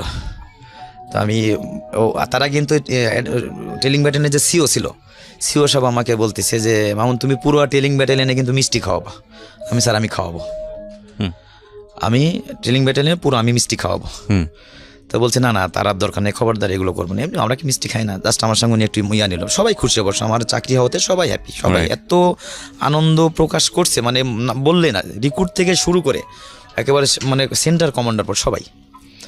যাই হোক পরে আমি ওইখান বাইরে এসে তখন আমার ওই যে একটা সাইকেল কিনছিলাম, ওই সাইকেলটা নিয়ে আসতেছি, আর খুবই ইয়েতে আসছি কারোর সঙ্গে কথা বলতে। আগে এসে 10 কেজি সত্যি সত্যি মিষ্টি কিনছি, কিনে নিয়ে এসে কার্টুনের মধ্যে 10টা কার্টুন 10 কেজি মিষ্টি দিছে। এসে দেখতেছি আমার আব্বা তো তখন বয়স হয়ে গেছে, তো ওই যে ধানের খেড়গুলো আছে না ওইটা নাড়তেছে। আপনার বাবা? আমার বাবা। তো আমি যখন সামনে দাঁড়াইছি মিষ্টি দেখে বলছি এত মিষ্টি কী করবা? আমি বললাম আব্বা আমার তো আসলে আর্মিতে চাকরি হয়েছে, যার কারণে আমি মিষ্টিটা নিয়ে আসছি। জড়ায় ধরছি, ধরার পরে উনি অনেক কান্না করলো, আমি আসলে ভাবতেও পারিনি যে তুই আর্মিতে চাকরি করবি। ফিলটা আপনি বোঝার চেষ্টা করেন, একটা মানুষ মানে দুনিয়াতে জান্নাতের টেস্ট যেটাকে বলে, মানে এটা কি, মানে আপনি যদি কখনো এই লেভেলটা ক্রস করেন তাহলেই বুঝতে পারবেন যে আসলে এটা ওনার জন্যে, ওনার ফ্যামিলির জন্য কি ভয়ানক রকমের মানে আনন্দের সংবাদ। আমি ভয়ানক শব্দটা ব্যবহার করছি, আনন্দের সাথে ভয়ানক শব্দটা যায় না, বাট আমার নিজেরও ফিলটা আমি কিছুটা হলেও ফিলটা পাচ্ছিলাম। ওকে, তারপর এরপরে হচ্ছে আমি বললাম যে আব্বা আমার তো আর্মিতে চাকরি হয়েছে, কয় তুই কি ইউনিফর্ম পরবি? আমি বললাম যে হ্যাঁ আমি যেভাবে দৌড়াদৌড়ি করে তুই ওটা পরবি? আমি হ্যাঁ আব্বা আমি ওটা পরবো। তো আব্বা শুনে অনেক খুশি, অনেক আনন্দ। উনি মানে এত আনন্দ হচ্ছে আগে মনে হয় আমি আমার লাইফে এত আনন্দ দেখিনি। তো তারপরে মিষ্টি মোটামুটি সবাই বিলি করলাম, পাড়ার মোটে সবাই বিলি করলাম, সবাই অনেক খুশি। যখন আমার 15 দিন টাইম ছিল, 15 দিনের আগে আমার অ্যাপার্টমেন্ট লেটার দিল, এর মধ্যে 15 দিন আমাকে ট্রেনিং করতে ওই ডিউটি করতে হয়নি। স্যার বলে দিল ওরা ট্রেনিং করতে হবে না, এই মাসের বেতন এমনি তোমাকে দিয়ে দেওয়া হবে, আর ডিউটি করতে হবে না, তুমি সবার সাথে একটু দেখাশোনা করি আসো, বাবা যেহেতু অসুস্থ। তো ঠিক আছে আমি আর যাই না, এমনি মাঝে মধ্যে যাই, খোঁজ খবর নেই। আর ভিতরে ঢোকার জন্য আমার জন্য পারমিশন আছে, আমার কোনো ইয়ে লাগে না, পরিচিত হয়ে গেছি। তারপরে সিভিল আইডি কার্ডটা আছে, এরপরে ফৌজি চাকরিতে আমার হয়ে গেছে, অ্যাপয়েন্টমেন্ট লেটার দিছে, প্রায় পরিচিত, 2.5 কিলো দূরে ইউনিট থেকে বাসা। ওকে ঠিক আছে। বাবা আবার অসুস্থ হয়ে গেল। বাবা যেদিন আমি 1 জানুয়ারি 2001 সাল ট্রেনিংয়ে চলে যাচ্ছি, বাবার পায়ে সালাম। ও এর মধ্যে আমার যখন চাকরি হয়ে গেল তখন আমার 3 নম্বর বোন যেটা ছিল, বড় বোনটা কিন্তু বিয়ে হয়েছে। 3 নম্বর বোনটার ভালো একটা জায়গা থেকে সম্বন্ধ আসলো। ছেলের বড় ভাই আর্মিতে চাকরি করে, এইটাই এনাফ সার্টিফিকেটের জন্য। এখন দেখেন ওদের শুধু শুরু হচ্ছে। আর প্রিয় শ্রোতা, এই ফাঁকে আমি আপনাদেরকে একটু বলে নিই, হয়তো আপনারা বেশ কয়েকবার শুনেছেন, সেটা হচ্ছে আমাদের যিনি আজকে গেস্ট তার একটা ছবি আমি আমার ফেসবুকে পোস্ট করেছি, আমার পার্সোনাল পেজে। আপনারা আসলে ওনার সাথে আপনারা কথাও বলতে পারবেন, দেখাও করতে পারবেন, যদি সেটা প্রয়োজন হয়। মানে সবাই গণহারে চাইলে তো সেটা সম্ভব হয় না। যদি ওনার সঙ্গে কেউ পার্সোনালি মিট করতে চান, বা ওনার যদি কোনো ফেসবুক আইডি থাকে বা হোয়াটএভার, ওনার সঙ্গে যদি কন্ট্যাক্ট করে, আমরা যদি মনে করি যে না যোগাযোগ হতে পারে, তো সেটার সম্ভব শুধুমাত্র আমার পেজটিতে আসলে। আমার পেজটির ঠিকানা হচ্ছে www.facebook.com/kibriya.rj। আমি আবারও বলি, www.facebook.com/KEBRIA.RJ। পেজটি আছে RJ কিবরিয়া নামে, ওখানে যাবেন, পেজটিতে অবশ্যই লাইক দেবেন, এবং ওখানে আমার পার্সোনাল আইডিও শেয়ার করা আছে, আপনি চাইলে আমার আইডিতেও নক দিতে পারেন। ঠিক আছে, হ্যাঁ যেটা বলছিলেন। আচ্ছা, এরপরে তখন ওই আমার আর্মিতে চাকরি হয়ে গেছে, এটা যেহেতু গ্রাম এলাকার সবাই জানাজানি হয়ে গেছে, তখন আমার 3 নম্বর বোন যেটা ছিল, ওই বোনটার একটা জায়গা থেকে একটা ভালো সম্বন্ধ আসে। তখন আমার বোনটা ক্লাস 8-এ পড়ে। আচ্ছা, তা আমি বললাম ওদের সাথে কি আমাদের সম্পর্ক হবে নাকি? বড় ভাই হলো আর্মিতে চাকরি করে, বাবা হলো CMS-এ চাকরি করে, মা CMS-এ চাকরি করে, মেজো ভাই সরকারি চাকরি করে, আর ওই ভাইটা হলো ছোট, ওদের আবার 3 ভাই বোন নেই। আচ্ছা, তো ওই ফ্যামিলিকে আমার বোনের সাথে বিয়ে দেবে, মানে আমি এটা বিলিভ করতে পারতেছি না যে আমার বোনের সাথে ওই বিয়েটা হবে। হ্যাঁ, ওরা আসলে সব দেখে অপছন্দ। আমার যে তাওয়াই সাহেব ছিল, উনি মারা গেছে অবশ্য, তো উনি বললো যে বাবা আমাদের কোনো কিছুরই দরকার নেই, তো জাস্ট ওই মেয়েটা আমাদের দিলেই হবে। তা আমি বললাম যে এটা তো ভালো কথা, বাবা কিন্তু বেঁচে আছে স্টিল তখন। তো আব্বুর সাথে কথা বলবো, ঠিক আছে। তো আমরা বোনটাকে যতটুকু পারি, গরিবা না হলে যতটুকু পারি আর কি, দিয়ে বিয়েটা দিয়ে দিলাম। এটা সিচুয়েশনালি একটা ব্যাপার। আপনারা মনে করতে পারেন আপনাদের রেডিও এন্ড থেকে শুনে ক্লাস 8-এ পড়া, অবশ্যই বিয়ের বয়স হয়নি, ও প্রাপ্তবয়স্ক ছিল, এবং অবশ্যই এই ধরনের বিয়েকে সমর্থনও করি না আমরা, যেই জায়গাটা থেকেই এটা হোক না কেন। কিন্তু খেয়াল রাখতে হবে, এটা ওনাদের জীবন গল্প, ওনাদের জীবনে এটা ঘটেছে, এবং ঘটেছে বলেই উনি আজকে অকপটে সব কিছু স্বীকার করছেন। একটা ভালো সম্বন্ধ পেয়েছে ওনাদের পরিবারের জায়গাটা থেকে, সেটাকে ওনারা মিস করতে চাননি। এই সম্বন্ধটা ওনাদের কাছে ভবিষ্যতে নাও আসতে পারে সেই জায়গাটা থেকে, যদিও এটা রাইট পার্সপেক্টিভ না। কারণ আজকে আমরা যে পরিমাণ সচেতন হয়েছি বাল্যবিবাহ নিয়ে, ওই সময়ে 2000 সালের ঘটনা বোধহয়, তখন কিন্তু অবস্থাটা এরকম ছিল না। এটাও কিন্তু একটা প্রেক্ষাপট। যাই হোক না কেন, আমি এই ইন্টারাপ্টটা করার কারণটা হচ্ছে এটাই, সিচুয়েশন যাই হোক না কেন, আমরা বাল্যবিবাহ সমর্থন করতে পারি না, এবং সেটা করাও উচিত না, অন্তত আজকের এই সময় না। হ্যাঁ বলেন তারপর। আচ্ছা, এরপরে বিয়ে হয়ে গেল। আমি 2001-এর জানুয়ারি মাসের 1 তারিখে বাসা থেকে বেড বিছানা নিয়ে চলে আসলাম ট্রেনিংয়ের জন্য। কোথায় ট্রেনিং করলেন? ইঞ্জিনিয়ার সেন্টার কাদিরাবাদে, নাটোরে ইসিসিএমিতে। আচ্ছা, তো যখন চলে আসছি, আর যেদিনকে আসছি তার 2 দিন পরে থেকে একেবারে অসুস্থ হয়ে পড়ছে, উনি মানে উঠতেই পারেন আর। তো ট্রেনিং করতেছি, ট্রেনিং 2 সপ্তাহ শেষ হয়ে গেল। তখন তো আমি রিক্রুট, আমাকে আর বাড়িতে আসার অথরিটি নেই, 6 মাস আমি বাসায় আসতে পারবেন না, কোনো রকমই অথরিটি নেই। তো এমনি খোঁজ খবর পাই যে আব্বু অসুস্থ হয়েছে। যারা সিভিল আমাদের এলাকায় 2-1 চাকরি বাকরি করতে, ভাই আর একটা বড় ভাই ছিল, ওর সঙ্গে চাকরি করতাম, খোঁজ খবর নিতাম। তখন তো ফোন ছিল না, যাই হোক আমি খোঁজ খবর নিতাম। আমার মাও মাঝে মধ্যে ওই MP গেট আরিমুর্শি আছে সার্জেনের, সঙ্গে সঙ্গে আমাকে বললো আবার স্যারের কাছে যাইতে হবে, তোকে আমি যাইতেই বলছি, কিন্তু আগে ওই কথাটা বলে নাই, তুমি যাবো আমি জানি না। তখন কিন্তু বলছে ঠিক আছে যাও, তুমি যাবা, আমি তোমাকে যাইতেই বলছি। আচ্ছা ওকে ঠিক আছে। আমি বাসার থেকে বের হয়ে ওই ইউনিট থেকে একজনের সাইকেল নিয়েছি একটা, তখন আমি সাইকেল তো বাড়িতে থাকে, সাইকেলটা নিয়ে আমি যা শুধু আব্বাকে দেখে আসছি, দেখতেছি যে উনি শুয়ে আছে, ওই মনি অবস্থা, ঠিকমতো খাওয়া দাওয়া করে না, চিকনা শুকায় যেতেছে। আমি দেখে গেলাম, যেদিন আমার 23 দিন ট্রেনিং চলে ওই দিন। এরপরে ওষুধ খাওয়াইতেছে, কোনো ওষুধ কাজে লাগে না। আবার আমার যেদিন ট্রেনিং চলে হলো 1 মাস 7 দিন, ওই দিন আমি আবার মাত্র 37 দিন, আবার ওই দিন ওইভাবে ঠিক এসে আগে যে প্রসেসে আসছিলাম ওইভাবে আরপি আব্দুল কাদের বলে আমি শুক্রবারে করে দেখতে আসি। ওই দিন পিটি প্যারেড থাকে না, সন্ধ্যার সময় কেউ যেন না দেখে। আমাদের চুল কাটা তো তখন ছিল শুধু এটুকু থাকতো, তো তখন ওই মাথার উপরে ওই দিয়ে আসতাম, একটা টিয়া দিয়ে বা একটা টুপি পরে আসতাম, যাতে করে না বুঝতে পারে।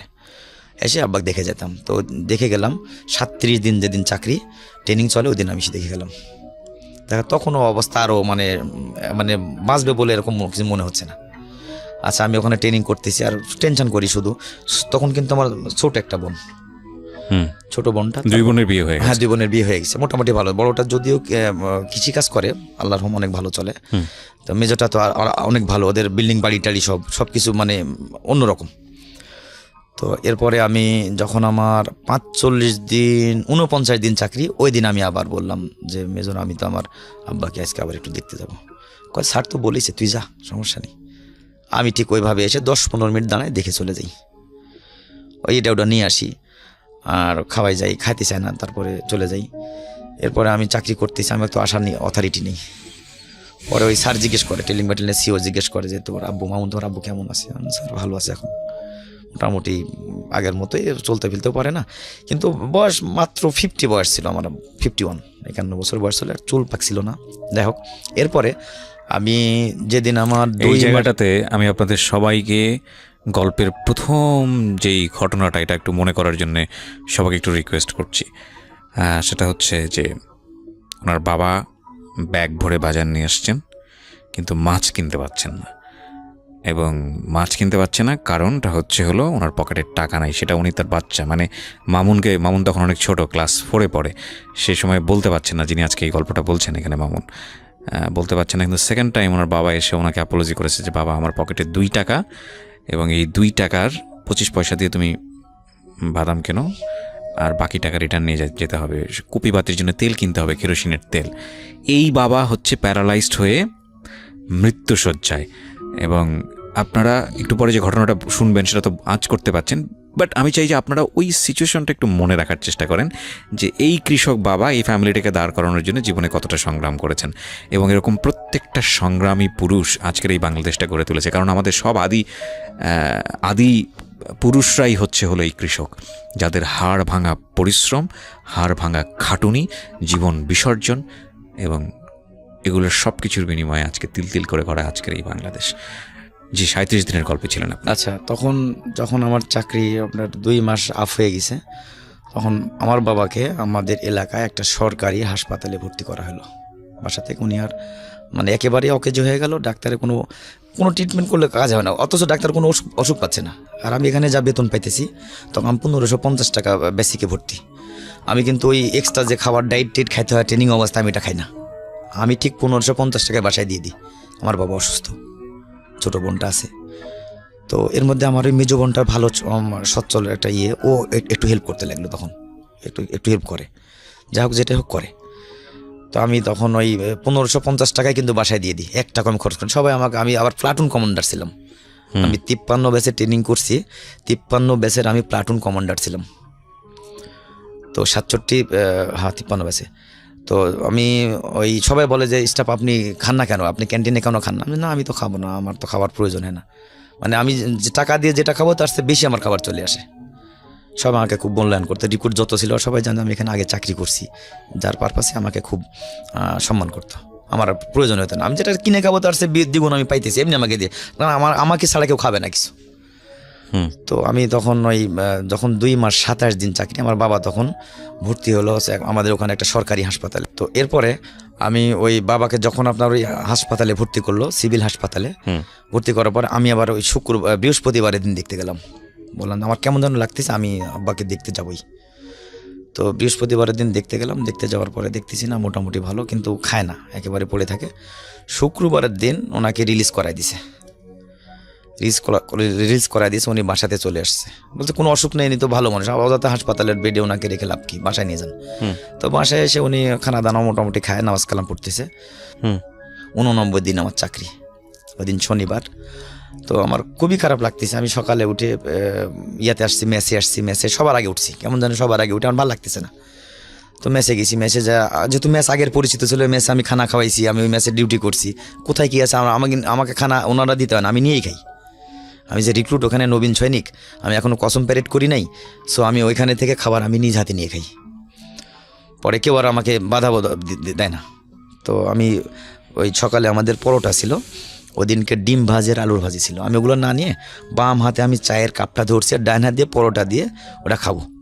কেবলে মুখে নিতে গেছি, এক নলা মুখে দিয়ে পর আমার বাম হাত থেকে কাপটা পড়ে মাঝখান দিয়ে একেবারে অর্ধেক হয়ে গেল মেসের বারান্দায়। তখন আমি আর পরোটা একবার খাই, আমার আর ভালো লাগতেছে না। এর মধ্যে আরপি গেট থেকে দৌড়ে একটা আরপি চলে গেছে। আরপিওর নাম হলো ল্যান্স কর্পোরাল কামরুজ্জামান। যা বলছে, মামুন তোমাকে আরপি গেটে ডাকতেছে। তো আমি আরপি গেটে দৌড়াই গেলাম। যাওয়ার পরে বললাম যে কী হয়েছে? তো আরপি হাবিলদার আছে, বলছে তুমি সিভিল ড্রেস করে আসো। তাহলে তখন এই হাফ প্যান্ট পরা ছিলাম, খাকি ড্রেসের, সিভিল ড্রেস করে আসো, তোমার 7 দিন ছুটি হয়েছে, ছুটি দিছে। আমার ছুটি, আমি রিক্রুট মানুষ, আমার ছুটি দিল, আমি চাইও নাই ছুটি, কেন আমি তো চাইও নেই। তারপরে আমাকে গেটে যখন ডাকলো, ডাকার পরে আমি সিভিল ড্রেসে চলে আসছি। আসার পরে দেখতেছি আমার ওই যে এক চাচা ছিল, ওই চাচা আর একটা ভাতিজা ছিল প্রতিবেশী, উনি মোটর সাইকেল নিয়ে আরপি গেটে বসে আছে। তো আমি বললাম যে কি হয়েছে, ঘটনা কি? তো বলছে না কিছু না, বাসে চলো। এর মধ্যে আরপি হাবিলদার আমার আবার আগেই 7 দিন ছুটি করে ডাকছে। ওরা কিন্তু এই জিনিসটা আগে যা ওদেরকে বলছে, ওরা আগে যা আরপি গেটে বলছে। আরপি গেটে আবার সিও সবকে ফোন করছে, টেলিং ব্যাটালিয়নের সিওকে ফোন করছে, উনি তখন আবার আগে ছুটি আমাকে করে রাখছে। পরে আমি যখন মোটর সাইকেলে উঠে মোটামুটি কোয়ার্টার কিলো আসছি, এর মধ্যে কি মাইকিং করতেছে, আমার আব্বার নাম নিয়ে মাইকিং করতেছে, উনি মারা গেছে। তখন আমি বললাম, কিরে তোরা আমাকে কিছুই বলিস নাই? তো বাসায় যাই দেখতেছি ছোটো বোনটা কান্নাকাটি করতে, অনেক মানুষজন, বড় বোনটাও আসছে, মেজো বোনটাও আসছে। তো দাফন কাফন করলাম, করার পরে 7 দিন আমাকে ছুটি দিছিল। শুক্রবারে অনুষ্ঠান করলাম, করার পরে হচ্ছে এর মধ্যে এখন আমাকে চাকরি করতে হবে, আমাকে ওই ফ্যামিলিকে হাল ধরার মতো আমি একজন, শুধু বৃদ্ধ মার ছোট বোন, আর কেউ নেই। তখন আমি যখন বাবাকে, সবচেয়ে বড় কষ্ট, আমি আমার বাবা আসলে আমার সুখটা দেখে যেতে পারিনি। এর মধ্যে একটা কথা বলছিল, বাবা তুমি অনেক টাকার ধনী হবে, আল্লাহ তোমাকে অনেক ধন সম্পদ দিবে, কথাটা কিন্তু আমার বাবা আমাকে বলছিল। তো বাবাকে যখন দাফন করে আসলাম, দাফন করার পরে করলাম, ওই 7 দিন পরে আবার আমি অ্যাটেন্ড করলাম। এরপরে আমি ট্রেনিং শেষ করে ওখান থেকে যখন আমি ইউনিটে পোস্টিং চলে গেলাম 6 মাস পরে, জুলাই মাসের 13 তারিখে মনে হয় আমি ইউনিটে চলে গেলাম। তো বাড়িতে শুধু ছোটো বোনটা তখন, ইভেন ওই বোনটা তখন আমার 7-এ পড়ে। তখন আমি টাঙ্গাইলে পোস্টিং চলে গেলাম, ঘাটাইল ক্যান্টনমেন্ট টাঙ্গাইলে। ওকে, ওখানে পোস্টিংয়ে চাকরি করতেছি।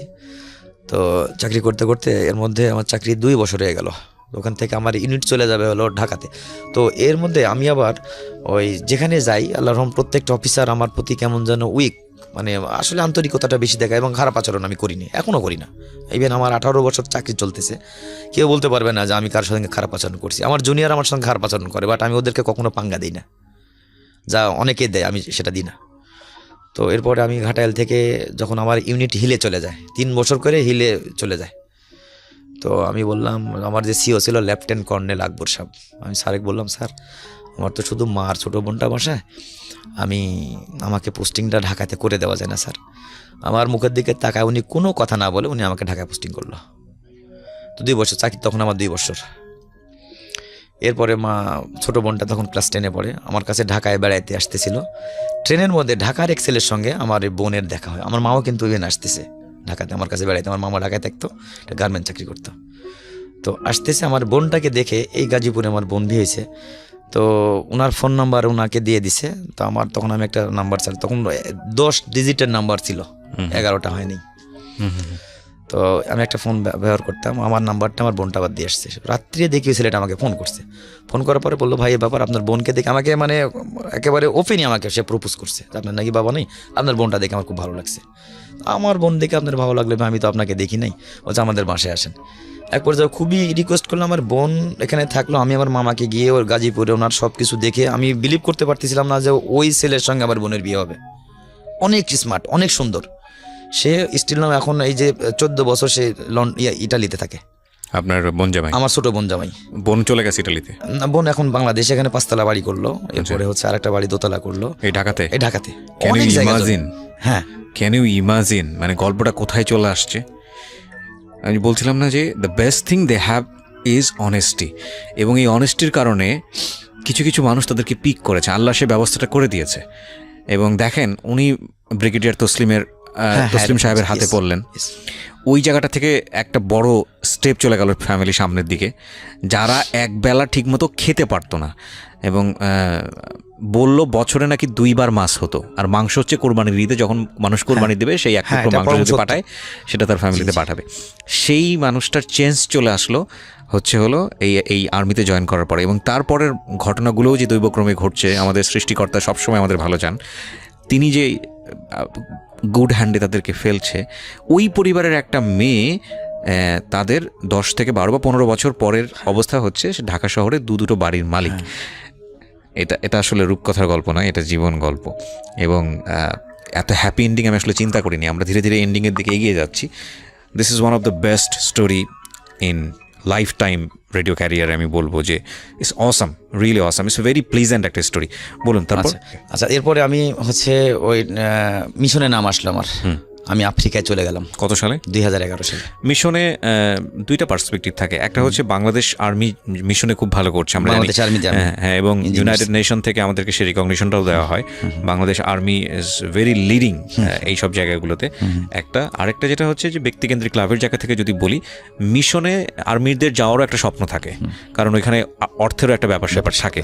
জি, তো আপনার জায়গাটা থেকে নিশ্চয়ই এটা একটা বিশাল সুযোগ। তারপর তো আমি মিশনে গেলাম, মিশন থেকে 18 মাস পরে চলে আসছি। আর এদিকে বাংলাদেশের যে বেতন পেত, এটা কোন দেশে ছিলেন? আফ্রিকাতে ছিলাম। 3 ডবল বেতন ওখানে? হ্যাঁ, আমি ওখান থেকে প্রায় 16 লাখ টাকার মতো পেয়েছিলাম। আচ্ছা। তো যখন বাংলাদেশ থেকে চলে গেলাম, তখন ওই বাংলাদেশের যে বেতনটা ওটা আমার মাকে প্রতি মাসে দিয়ে দিত। আচ্ছা। আর আমার শুধু তো বাসাতে একা মা, ছোট বোনের তো বিয়ে হয়ে গেল। এরপরে ওই আর মিশনের যে টাকাটা, ওই টাকাটা তো আমরা বাংলাদেশে আসার পরে পাই। ওটা ইউএস থেকে টাকাটা আসে, জাতিসংঘ থেকে টাকাটা আসে, তারপরে আমি পাই। এরপরে যখন চলে আসছি, আসার পরে 2 মাস আমাদের ফিলিপ ছুটি দেয়। আমি 2013 সালে চলে আসছি। আসার পরে সকালে ঘুম আসছি দেশগ্রাম, 2 মাসের ছুটি গেছি। এর মধ্যে কিন্তু যারা আমাদেরকে দেখতে পারতো না, বা এক মুঠো ভাতের জন্য যারা দরজা বন্ধ করে রাখতো, বা যারা ওই আমার মা যাওয়া দেখলে মনে করতো যে কিছু চাইতে আসছে, তারা কিন্তু এমন একটা আমাদের সঙ্গে আন্তরিকতা। তখন অলরেডি আমার বাড়িঘর কাঁচা ছিল, কিন্তু অনেক একটা পোষপাস ছিল। বাসায় টিভি কিনছি, বিদ্যুৎ নিছি, ফ্যান চলতেছে, যেটা প্রয়োজন আর কি গ্রাম দেশে, এক কথা সেটা চলতেছে। এরপরে আমি যখন মিশন থেকে আসলাম, আসার পরে 20-22 দিন পরে এক ড্রাইভের টাকা মাত্র আমি পেয়েছি। 7.5 লাখ টাকা যখন পেলাম, তো আমাদের গ্রামে একটা ছেলে ছিল, তো উনি এসে সকালে আমাকে বলতেছে যে, মামুন ঘুম থেকে উঠছো? আমাকে বাজারে দেখছে। যে আমি তো উঠি না। তখন মা বলছে, বাবা তো ফজরের নামাজ পড়ে ঘুম আসছে, তো কি জন্য? বলছে, আমি তো একটু মাদ্রাজে যাবো, আমার এই জায়গাটা বিক্রি করবো। কতটুকু যাবো? 99 শতক। আমাদের ওখানে আবার 33 শতকে 1 বিঘা। 99 শতক 3 বিঘা? 3 বিঘা। আচ্ছা। তো আমাকে বললো কত দাম নেবে? বলছে 15 লাখ টাকা। তা আমি বললাম, আমার তো এত টাকা নেই ভাই, আমি এত টাকার মানুষও না, তো যদি পারেন সবগুলো আমাকে 1,14,000 আমি হিসাব করছি, ওখানে আমি 15.5 লাখ টাকার মতো পাবো আপনাকে। এখন আমি এদিকে 7.5 লাখ টাকা পেয়েছি, আমি পাইলে আমি আপনাকে দিব, কিন্তু 14 লাখ টাকা দাম নিতে। উনি অনেক কেটিয়ে করে বলছে, না তুমি 14.5 লাখ টাকা দিও। তো আমি ওই দিনকে বললাম, তো ঠিক আছে। আমি আমাদের যে নেতাবর্গ ছিল, অর্থাৎ গ্রামে যে সালিশ দরবার করে, ওনাকে ডেকে ওই ব্যাংকে থেকে টাকা উঠে নিয়ে এসে ওনাকে আমি 7 লাখ টাকা দিয়ে ফেললাম। আপনি এর আগে কতটুকু জমির মালিক ছিলেন, বা আপনার বাবা কতটুকু জমির মালিক ছিলেন? 17 শতক। এটা আপনার ভিটে বাড়ি? শুধু ভিটে বাড়ি। এই 17 শতক জমি? 17 শতক। আচ্ছা। এরপরে ওই উনি আমাকে ঠিক আছে 7 লাখ টাকা দিয়ে দিলাম, ওই ভাইকে দিয়ে প্রমাণ রেখে দিলাম, যাতে না বলতে পারে দেয় নাই। ওকে দেওয়ার পরে 1 মাস পরে শুনতেছি যে এর মধ্যে আবার ওই টাকাটা আবার 3 লাখ পাইলাম, ওই 3 লাখও দিয়ে দিলাম। 1 মাস পরে শুনতেছি এখানে ইঞ্জিনিয়ার কলেজ হবে, কোথায়? আমার জায়গার পাশেই। আচ্ছা। তো ইঞ্জিনিয়ার কলেজে বাউট হবে। বাংলাদেশে বাউট হলো 2টা, একটা হলো ঢাকাতে আর একটা হলো নাটোরে, ইঞ্জিনিয়ার সেন্টারের সঙ্গেই। আচ্ছা। হ্যাঁ, আমার টাকা যখন আমার জমি রেজিস্ট্রি হয়ে গেল, কিছুদিন পরে খালেদা জিয়া শেখ হাসিনা গেল। শেখ হাসিনা যাওয়াটা ওদের ভিত্তি প্রস্তুতি স্থাপন করে আসলো, আমাদের বর্তমান প্রধানমন্ত্রী। হ্যাঁ, বর্তমান প্রধানমন্ত্রী। আসার 15 দিন পরে ওখানে লাগাতার গাড়ি মাটি ফেলতেছে, হাজার হাজার গাড়ি, সব সেনাবাহিনীর লোক মাটি ফেলতেছে। আমি তো বললাম, এটা কেমন শুরু হয়ে গেল? তো ওখানে এখন 10 তলা বিল্ডিং হয়েছে, আর আমার এই জমির দাম বর্তমান 3 কোটি টাকা, ম্যাক্সিমাম 3 কোটি। যাই হোক, সবচেয়ে বড় কথা হচ্ছে যে আমি ওই বিগত দিনগুলোর কথা যখন মনে করি, আমি তখন ঠিক থাকতে পারি না। আমার বড় ছেলে কিন্তু ইভেন এখন ক্লাস 8-এ পড়ে, ক্যান্টনমেন্ট পাবলিক স্কুলে ক্লাস 8-এ পড়ে, রুল 1। মাশাআল্লাহ। আমার ছোট মেজো ছেলে, সেটা হলো ক্যান্টনমেন্ট মাহমুদুল হাসান ছাপারে, রুল 1। মাশাআল্লাহ, মাশাআল্লাহ। আমার মেয়েটা আজকে অনুষ্ঠান শোনার পরে যতবার মাশাআল্লাহ আলহামদুলিল্লাহ বলার আছে আপনারা বলতে পারেন, কারণ আল্লাহ gave them best. Believe me, it's the best. This people are really awesome. এবং এদের একটাই ক্যাপিটাল ছিল অনেস্টি। ওর মা যে গায়ে হাত তুলেছিল না, ওটা অন্যায় ছিল, জিজ্ঞেস করা উচিত ছিল। কিন্তু ওই জায়গাটা দেখতে চাই যে কতটা আতঙ্কিত ছিল ওনার মা, যে ছেলে কি চুরি করেছে কিনা। হ্যাঁ, আমার মা বেঁচে আছে। আমি ওই দিনটার কথা মনে করে আমি কিন্তু আফসোস করি না, কারণ আমি আবার কিন্তু মা ভক্ত। আমি মায়ের ভক্ত। পরে আমি এখনও বলি যে মা, এটা আমার জন্য শিক্ষণীয় ছিল, কারণ আমি কেন আগে কিছু বললাম না। তো এরপরে মা কিন্তু অনেক কান্নাকাটি করছে, অনেক। আমি যতটুকু কান্নাকাটি করছি, আমার মা শোনার পরে তার চেয়ে বেশি কান্না করছে। মানে আমাকে বুঝাইতে পারেন, জড়ায় ধর অনেকক্ষণ, ঘন্টার পর ঘন্টা কান্না করছে। বাবা, আমি বুঝতে পারিনি, তুই কথা আগে কেন বলিসনি তুই। সবাই, মানে আমি শুধু একা না, সবাই 5 জনে মিলে কান্না করছি। আমার 3 বোন, আমি এবং মা। মানে কে কাকে থামায়, এমন একটা পরিস্থিতি ছিল আমাদের, যেখানে আমি মানে একটু যদি মাছের ঝোল পেতাম, মনে হচ্ছিল যে মাছের ঝোল পাইলে মনে হয় অনেকগুলো খানা খাবো, অনেক ভাত খাবো। আসলে তখনও ভাতও ছিল না, তো ভাতটা পেট ভরে পাবো কোথায়। আপনার ছেলেকে আপনি গল্পগুলো বলেন? আমি আমার ছেলেকে এখন যদি বলি, এটা তোমার বানানো কথা। আর মাঝে মধ্যে টাকা পয়সা তো অনেক দামি ফোন টোন ইউজ করে। আমি কিন্তু আপনার ছেলে কোনোদিন এটা বুঝতে পারবে না যতক্ষণ পর্যন্ত সে বাবা না হবে। আমি ওদিনকে বলছি, বাবা, আমি কিন্তু মানুষের প্যান্ট সে নিয়ে আমি কিন্তু SSC পরীক্ষা দিয়ে আসছি, বা ওই হাই স্কুলে ভর্তি হয়ে আসছি। তোমার এটা হলো ডিজিটাল যুগ। মেজো ছেলে যেটা, সেটা বলে এটা ডিজিটাল। তুমি ফোন দেখছো কোনো দিন না? আমার হাতে ফোনের দাম 18,000।